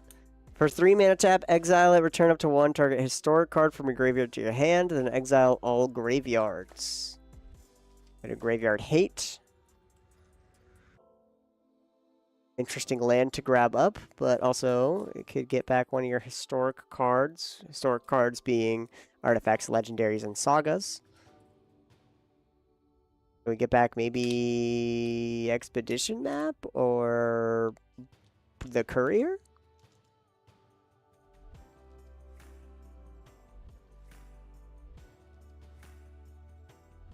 By exile every graveyard. Just do it, you know, just rip it. You could rip it right now.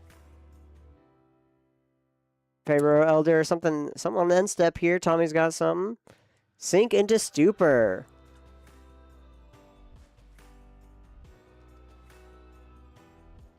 Sink into Stupor, return target spell or non-land permanent an opponent controls to its owner's hand.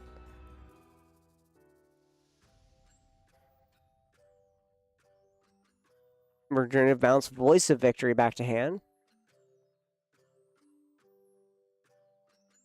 Voice of Victory is bounced.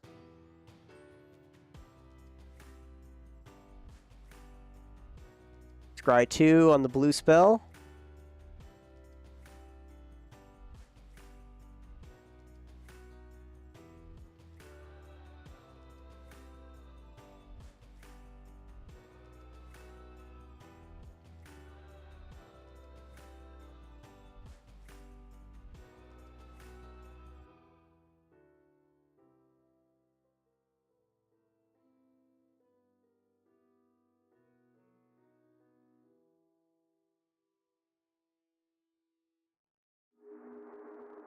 Put both ones at the bottom.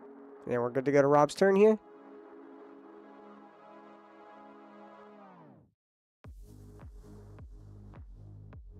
Every time I see Rob's hands like moving his board, his like aggressive flicking stops.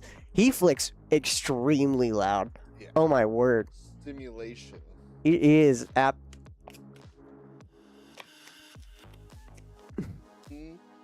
my god. Dang.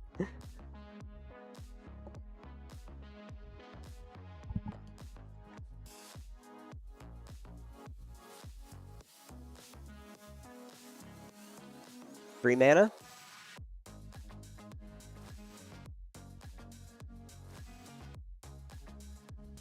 One green floating. Recast Voice of Victory.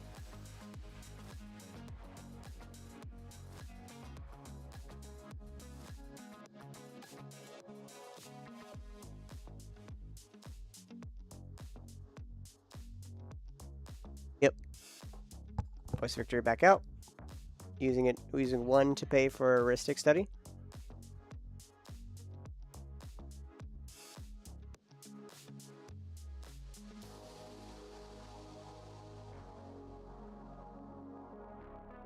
Six creatures here for Gaia's Cradle.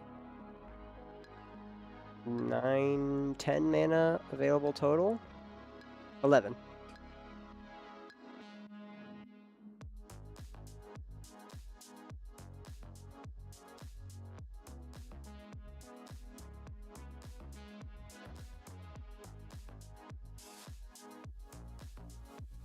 No, just 10.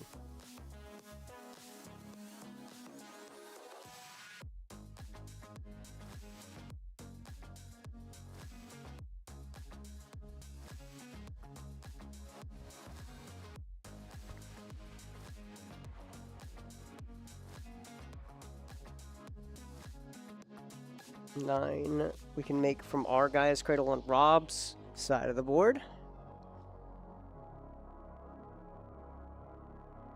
Also, 12 mana available. 13. Yep, 13.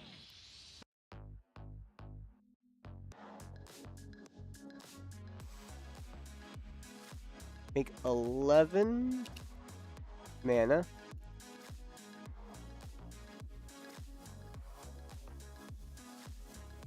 And a Sabine's Reclamation. Hitting. Yep. Looking to maybe crack this Abstergo Entertainment.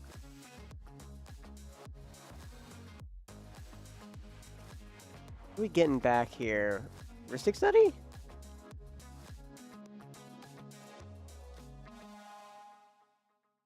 Lotus Petal. Okay.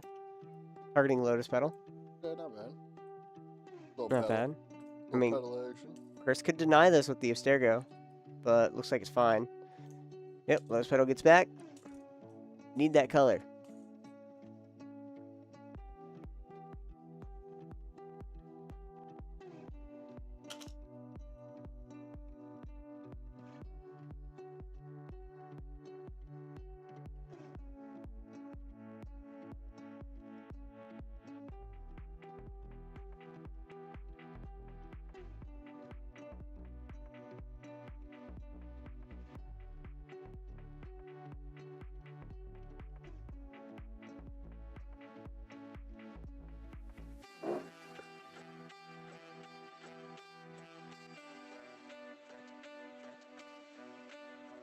Grab a Shifting Woodlands.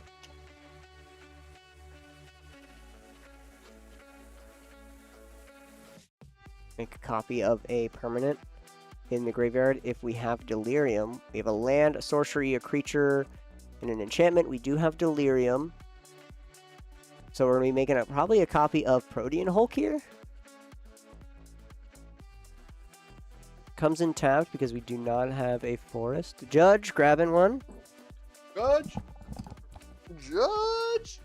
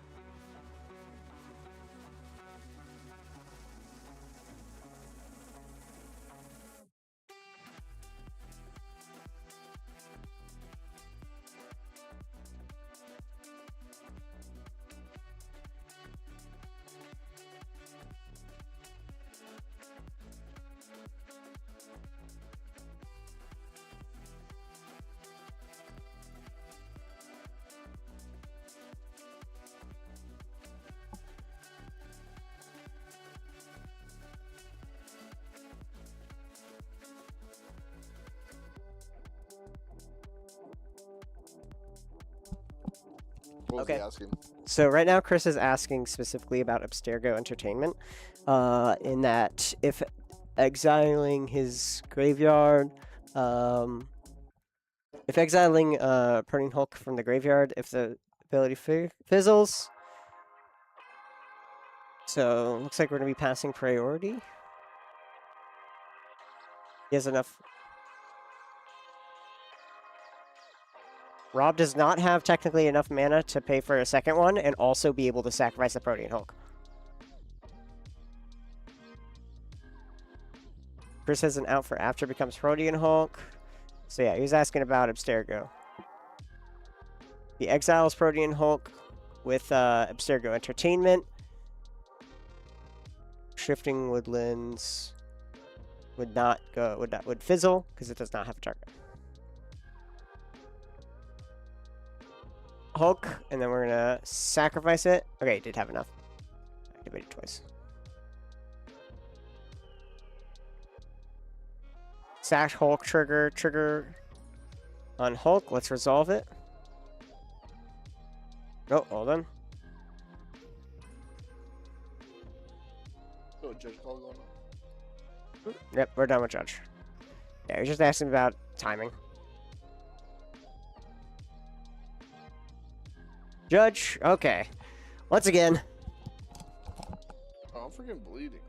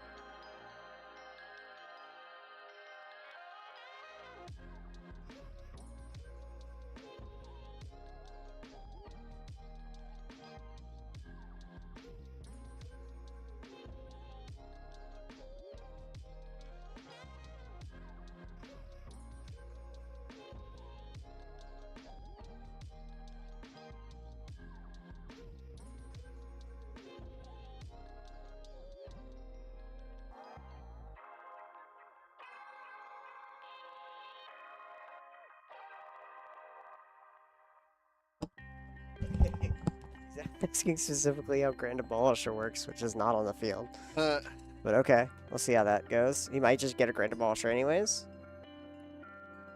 We'll see what Rob gets with Protean Hulk.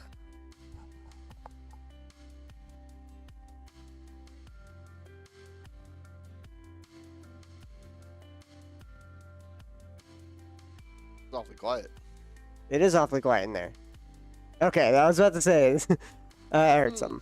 I heard a thing. They're just not talking. Rob's just grabbing up his cards. Hopefully he flips it on camera so we can see what it is. Please just flip it normally. Thank you. Cephalid, Illusionist, Nomad Encore, or Birds of Paradise, and Thassa's Oracle.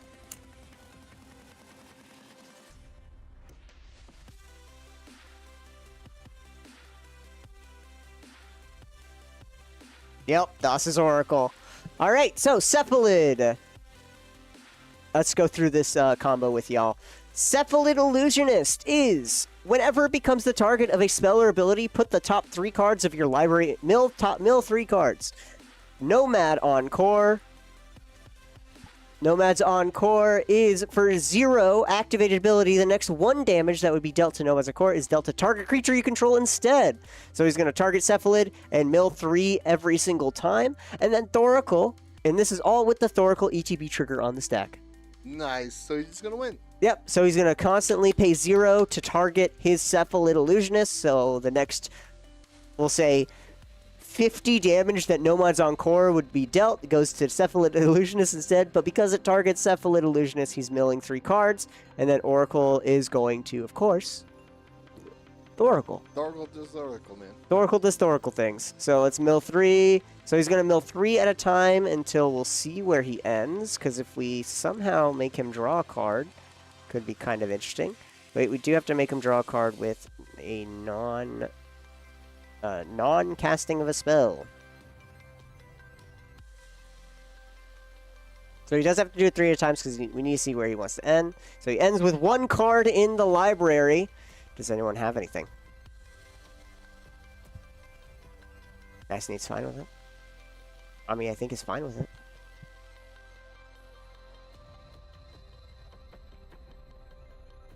Voice of Victory. Making sure. And that is ROB winning round 3, last round of Swiss, as we move into our top cut 4. I believe this is the last table, probably. So I believe we'll so. Probably be moving swiftly into finals. So make sure you guys stay tuned as we set that up real quick. Make sure you join our Discord, check out our bar, and join us next week for the MagicCon pregame. But don't go anywhere, as we'll be right back. Stay tuned.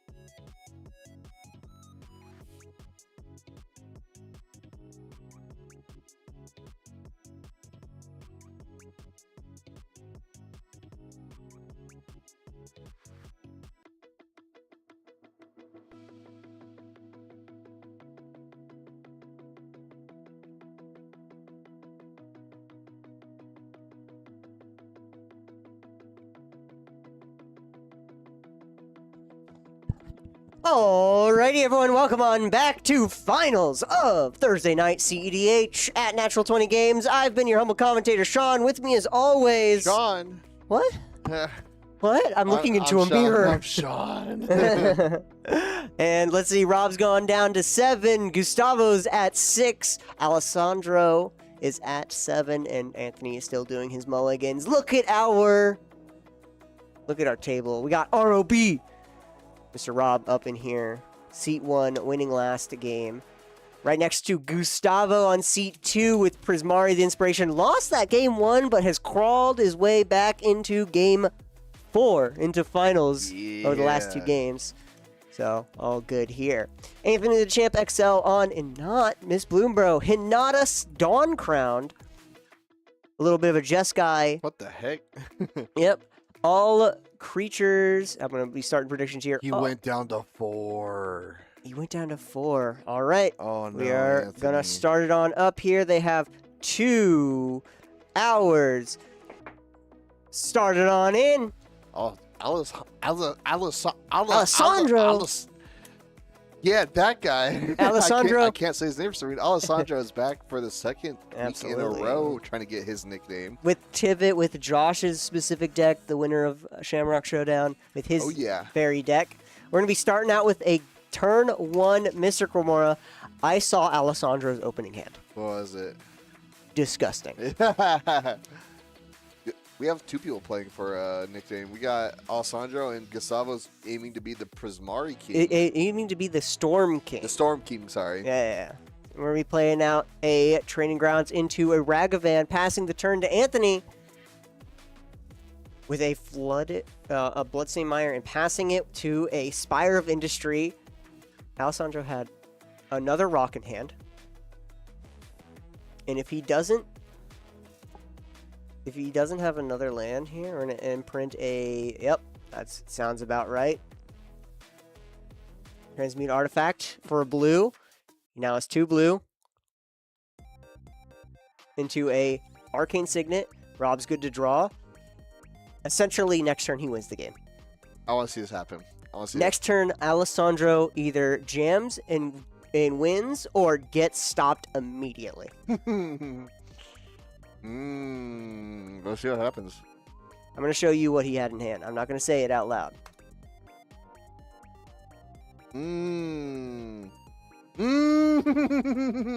Okay. Oh, he's down. Yeah, okay. Yep. He had all those cards in hand. Josh here, he does not have my deck this week. He has his own little... 6 cards different. Okay, sweet. Well, welcome on in, Josh. What's up, Josh? Our Shamrock Showdown 2. He did play your deck last week. He did say that, but now he's playing his own version, which is going to be interesting. But he has some spicy cards in hand. I just showed.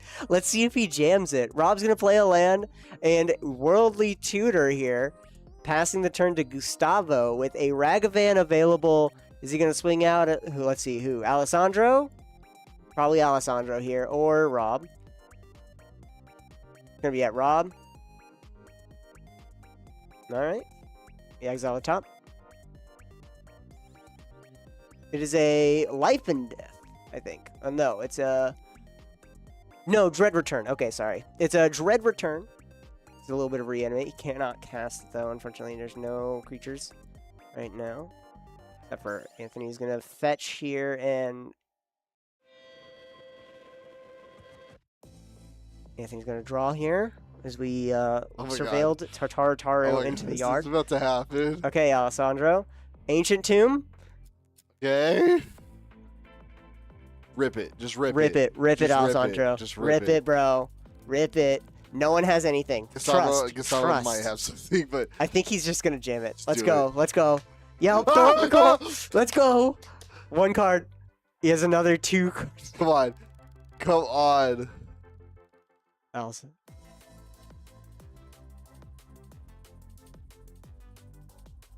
All right, Rob.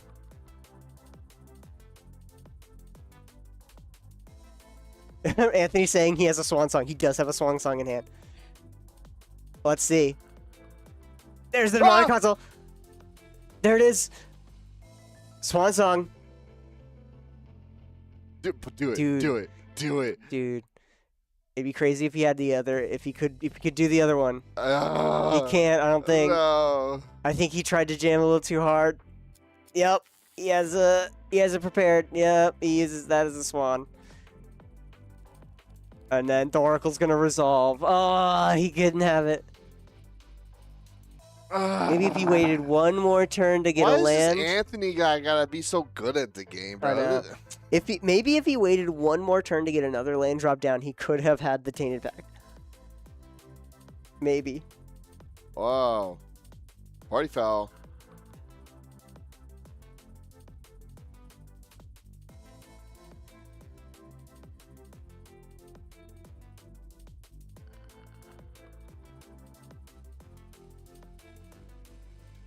Fumbled it, yeah, he fumbled his deck, so I'd give him a quick shuffle.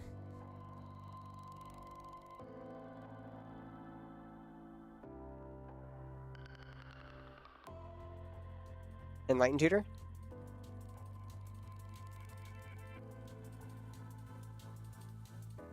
Yeah, unfortunately, Alessandro did have the Tainted Pact in hand. He had his opening hand was Spire of Industry, Mox Opal, Arcane Signet, Thoracle, Demonic Consult, and Tainted Pact, and I think the last card was the Transmute Artifact. Yo, what if he like reanimates the Thoracle though? What if he kills Thoracle and reanimates it? Oh, that would have been a fire turn 1, right? Turn 2 win. All right. Well, we grab out Soul Ring. We're gonna be putting that on top here.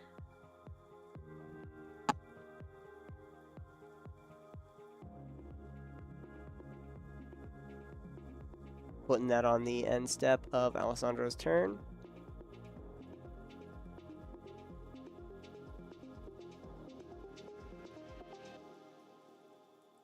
Grab out a Soul Ring.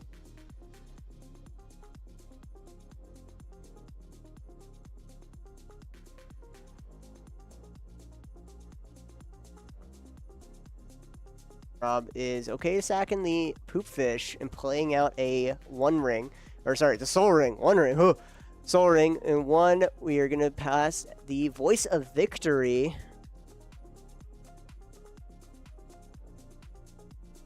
Voice of Victory. Can't cast spells during your turn. Opponents cannot cast spells during your turn. Mobilize 2. In response, we're going to fetch here.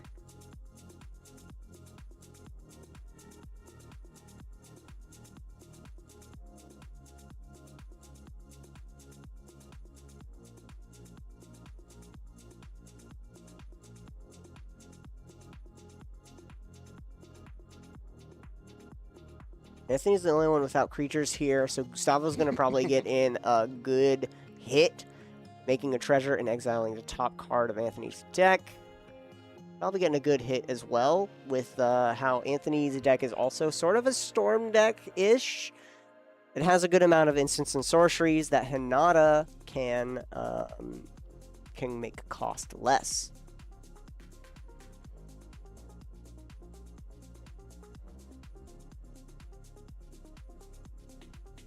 Alright, we're going to exile top 2 here on the end step, and we're able to cast them at the beginning of the next end step.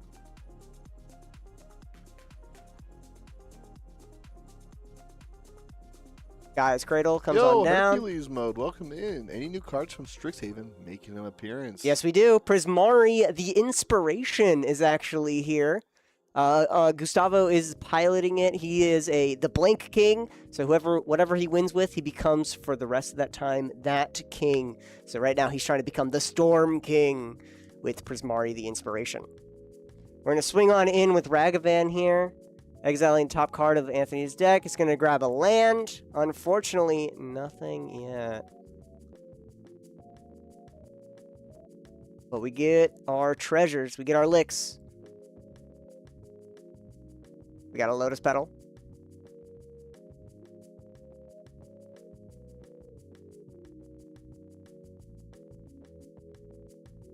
We have also a Talisman of Creativity in the yard. We can probably cast that out. And also a Pact of Negations. That's one less spell. We're going to play a Arcane Signet. And then use a Treasure and Arcane Signet to cast out. the talisman. There we go. Now we have our talisman of creativity.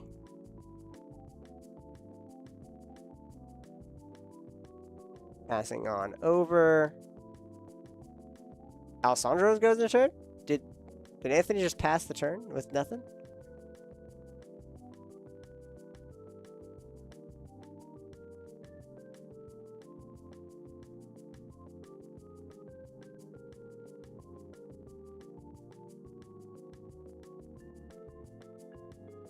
Play out a land. No longer have access to... We can still Tainted Pact here, but no Thoracle. Unless we have a way of blinking it. I don't know. Tivit might have a way of blinking it because Tivit does care about blinking itself as well. Could do fun little end-step blinking. Tivit resolves.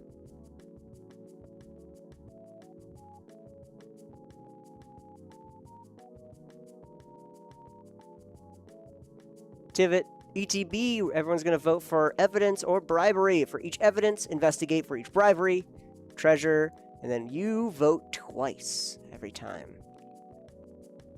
So he's going to be grabbing 2 treasures, and I'm assuming 2 treasures and 3 clues.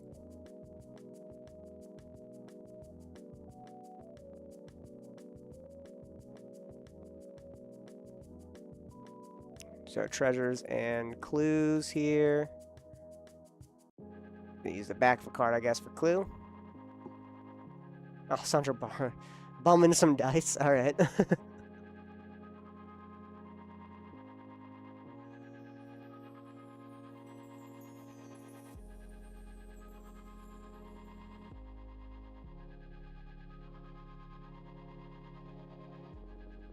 There we go. 2 treasures and 3 clues.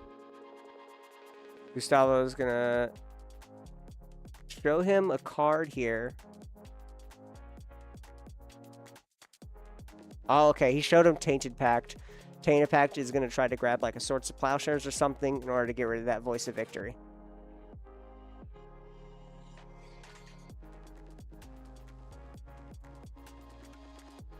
One clue, and then Gustavo and Anthony here. Gustavo's going to give him a treasure, and then Anthony's going to give him a clue. So he'll have enough to Tainted Pact.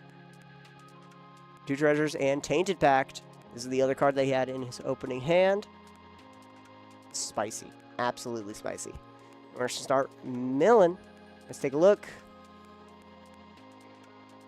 Start looking for Orange Chant. How far are we willing to go here for that Swords to Plowshares? I think already out of the game. Alessandro might be no longer getting his nickname. No nickname. It all hurts. Nope. It hurts. Pierce. An offer. Toxic Deluge. Oh. No. Oh no! Oh the humanity! The humanity. Oh, Erode. Hey, there's a new card as well. We're gonna erode. Sweet. Erode is the new 1-mana. Destroy target creature or planeswalker. Its controller may search their library for a basic land. Put that on the battlefield tapped, then shuffle. Another new Strixhaven card. Heck yeah! Total 8 cards to get there. Yep. It was unfortunately there was a lot of chaff in the way, I guess. We wanted to just get rid of this.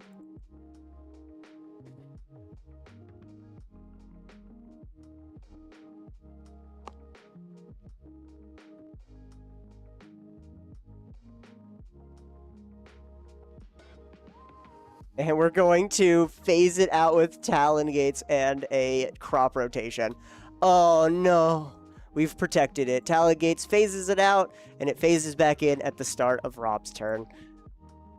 Nice. So Alessandro just milled essentially what seemed to be half of his deck for absolutely nothing.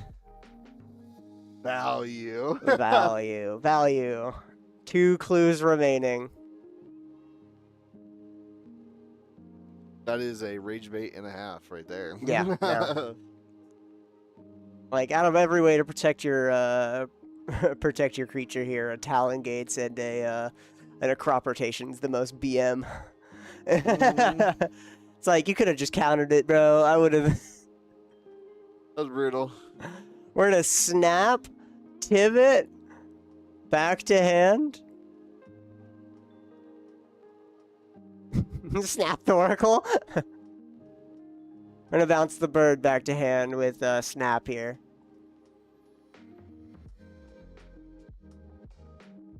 Gustavo's gonna grab his things. He's gonna untap some lands.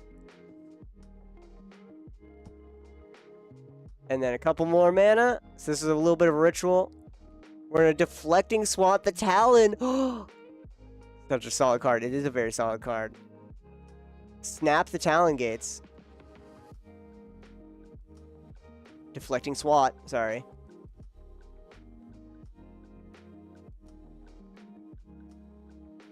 It has ward. Rob said you can swat the erode to kill Tivit.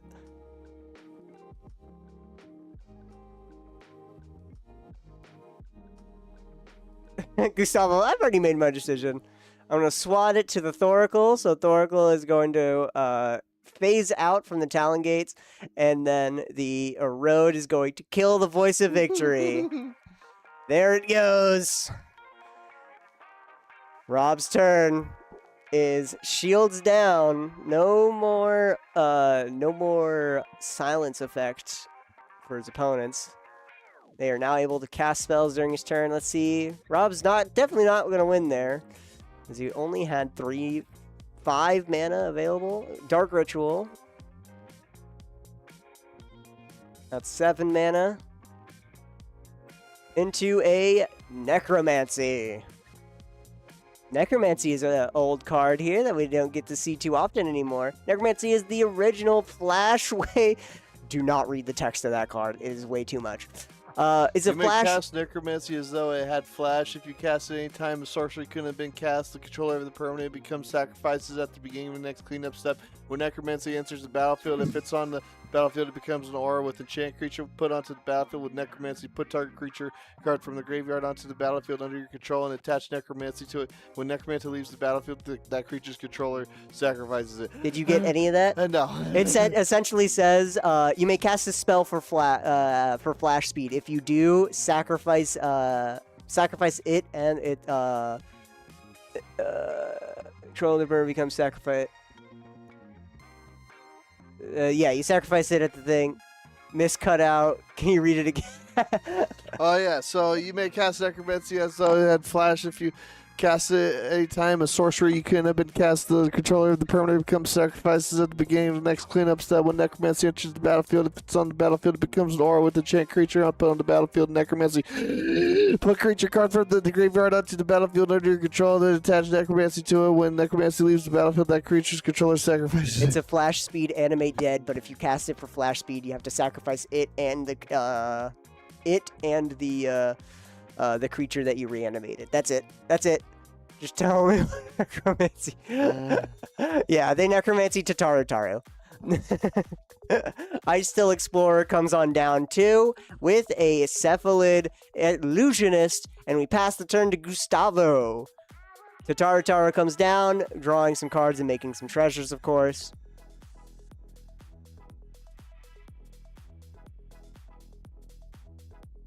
Every time an opponent draws a card, if it's not their turn, you can create a tap trigger. Triggers only once. Ragavan's going to steal a Simian Spirit Guide from the top. Gus just makes the treasure and leaves that monkey in the exile.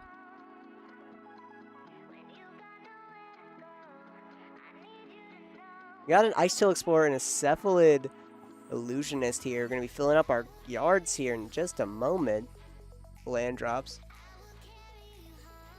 Wish Alessandro luck in his quest for a nickname. I do too.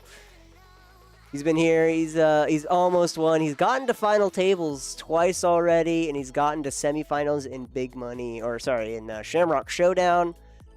So we can try to see if he can get there. No, he got to finals in Shamrock. He's gotten to finals table 3 times in the store and has unfortunately fumbled the ball. I'll soon earn one and celebrate with fish and chips. Heck yes.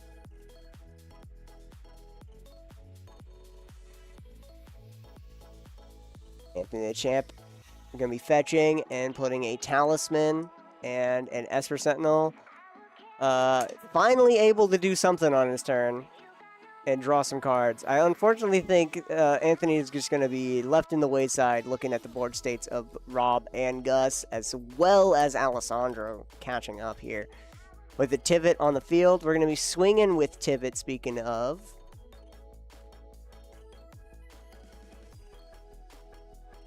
We're going to be swinging at Rob. Got trigger. Deal damage trigger, make treasures and clues.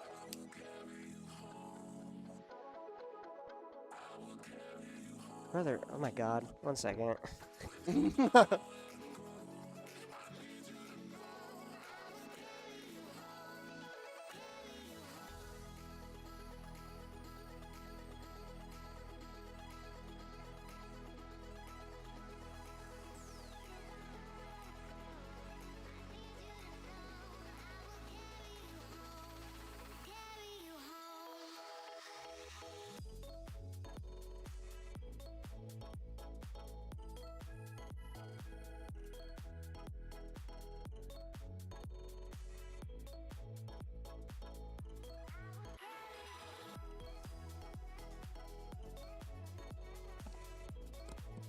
There we go. Alright, I gave him his freaking clue. Gave him a treasure. Ugh. So he's got a bunch of clues here. I think it looks like he sacrificed them to draw a couple cards. We're playing a land, tapping it, and the Arcane Signet to play out a Grand Abolisher. Grand Abolisher. During your turn, your opponents cannot cast spells or activate abilities of artifacts, creatures, or enchantments. Where's the time sieve?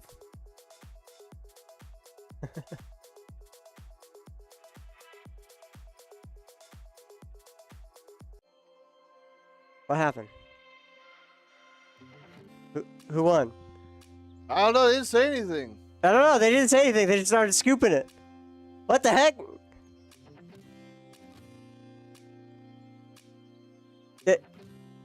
What? No one showed me a win. Go ahead. Who won? Did Alessandro just win? What the heck? Did Alessandro just win? Did or something? Alessandro just win? But they didn't say anything. They just started picking stuff up.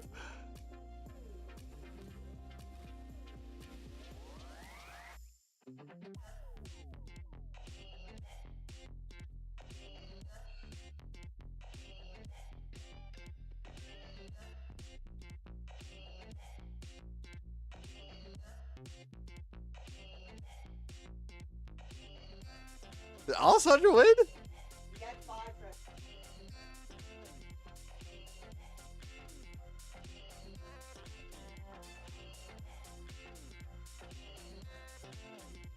We're trying to figure out what happened. Bear with this chat. 1 moment.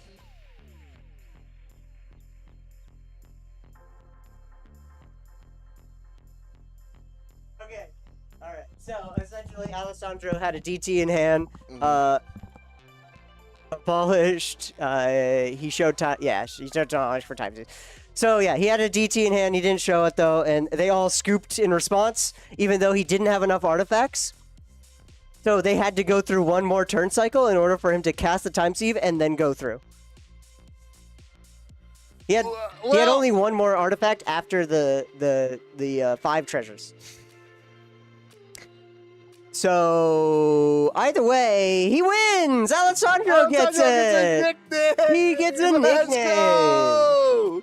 All right. Well, that was it for Thursday night CEDH. Thank you guys so much for joining us for Thursday at Natural 20 Games. Yes, thank you guys. Normally we'd be back tomorrow with Pokemon, but we're going to be taking tomorrow off for any of our Las Vegas locals. If you're going to Level Up Expo, just one of the largest expos in Las Vegas, make sure you say hi if you see us. It's going to be about 4 of us from the Natural 20 team going to be walking around and hanging out all weekend. I think it's going to be me, Sean, Sky, and James, the new hire. A new hire. So, Good luck trying to find them. Yeah. All right. Well, we will be back here. Not tomorrow. We're not here tomorrow. We'll be back next Thursday. We're gonna be back next Thursday for some more CEDH right before MagicCon. Oh yeah, make sure you guys tune in. Yep. If you guys are gonna be here for MagicCon, come on by and Come just play. play some, get some pre-games in. Speaking of pre-games, Oh, come pre-game over at Natural 21. Yes, We'll be having some event, dude. We're do some having a whole event pregame events. We're gonna have some promotion going on, as well as some discounts if you bring in your MagicCon badge Yes, bring in your or MagicCon badge. receipt. You get 10% off your entire Yup. bill, along with giveaways, free table games as well, and probably just more stuff. We're also going to be extending our hours the MagicCon weekend. Yes. That entire weekend we're extending our hours to 12. So if you guys go to MagicCon, there'll still be a shop open for y'all to come and do some more magic. Yes, come show us all your cool cards and everything. But Heck we'll yeah. be keeping the shop open an extra 2 hours over the weekend. Normally close at 10 on the weekend. We'll be closing at 12:30 or 12. Sorry. Yep. All right. Well, we'll see you guys back here next week. Have a good night, and congrats to Alessandro for winning Yes. Thursday night and getting a nickname. Tune in next week, guys. Join the Discord. Do it.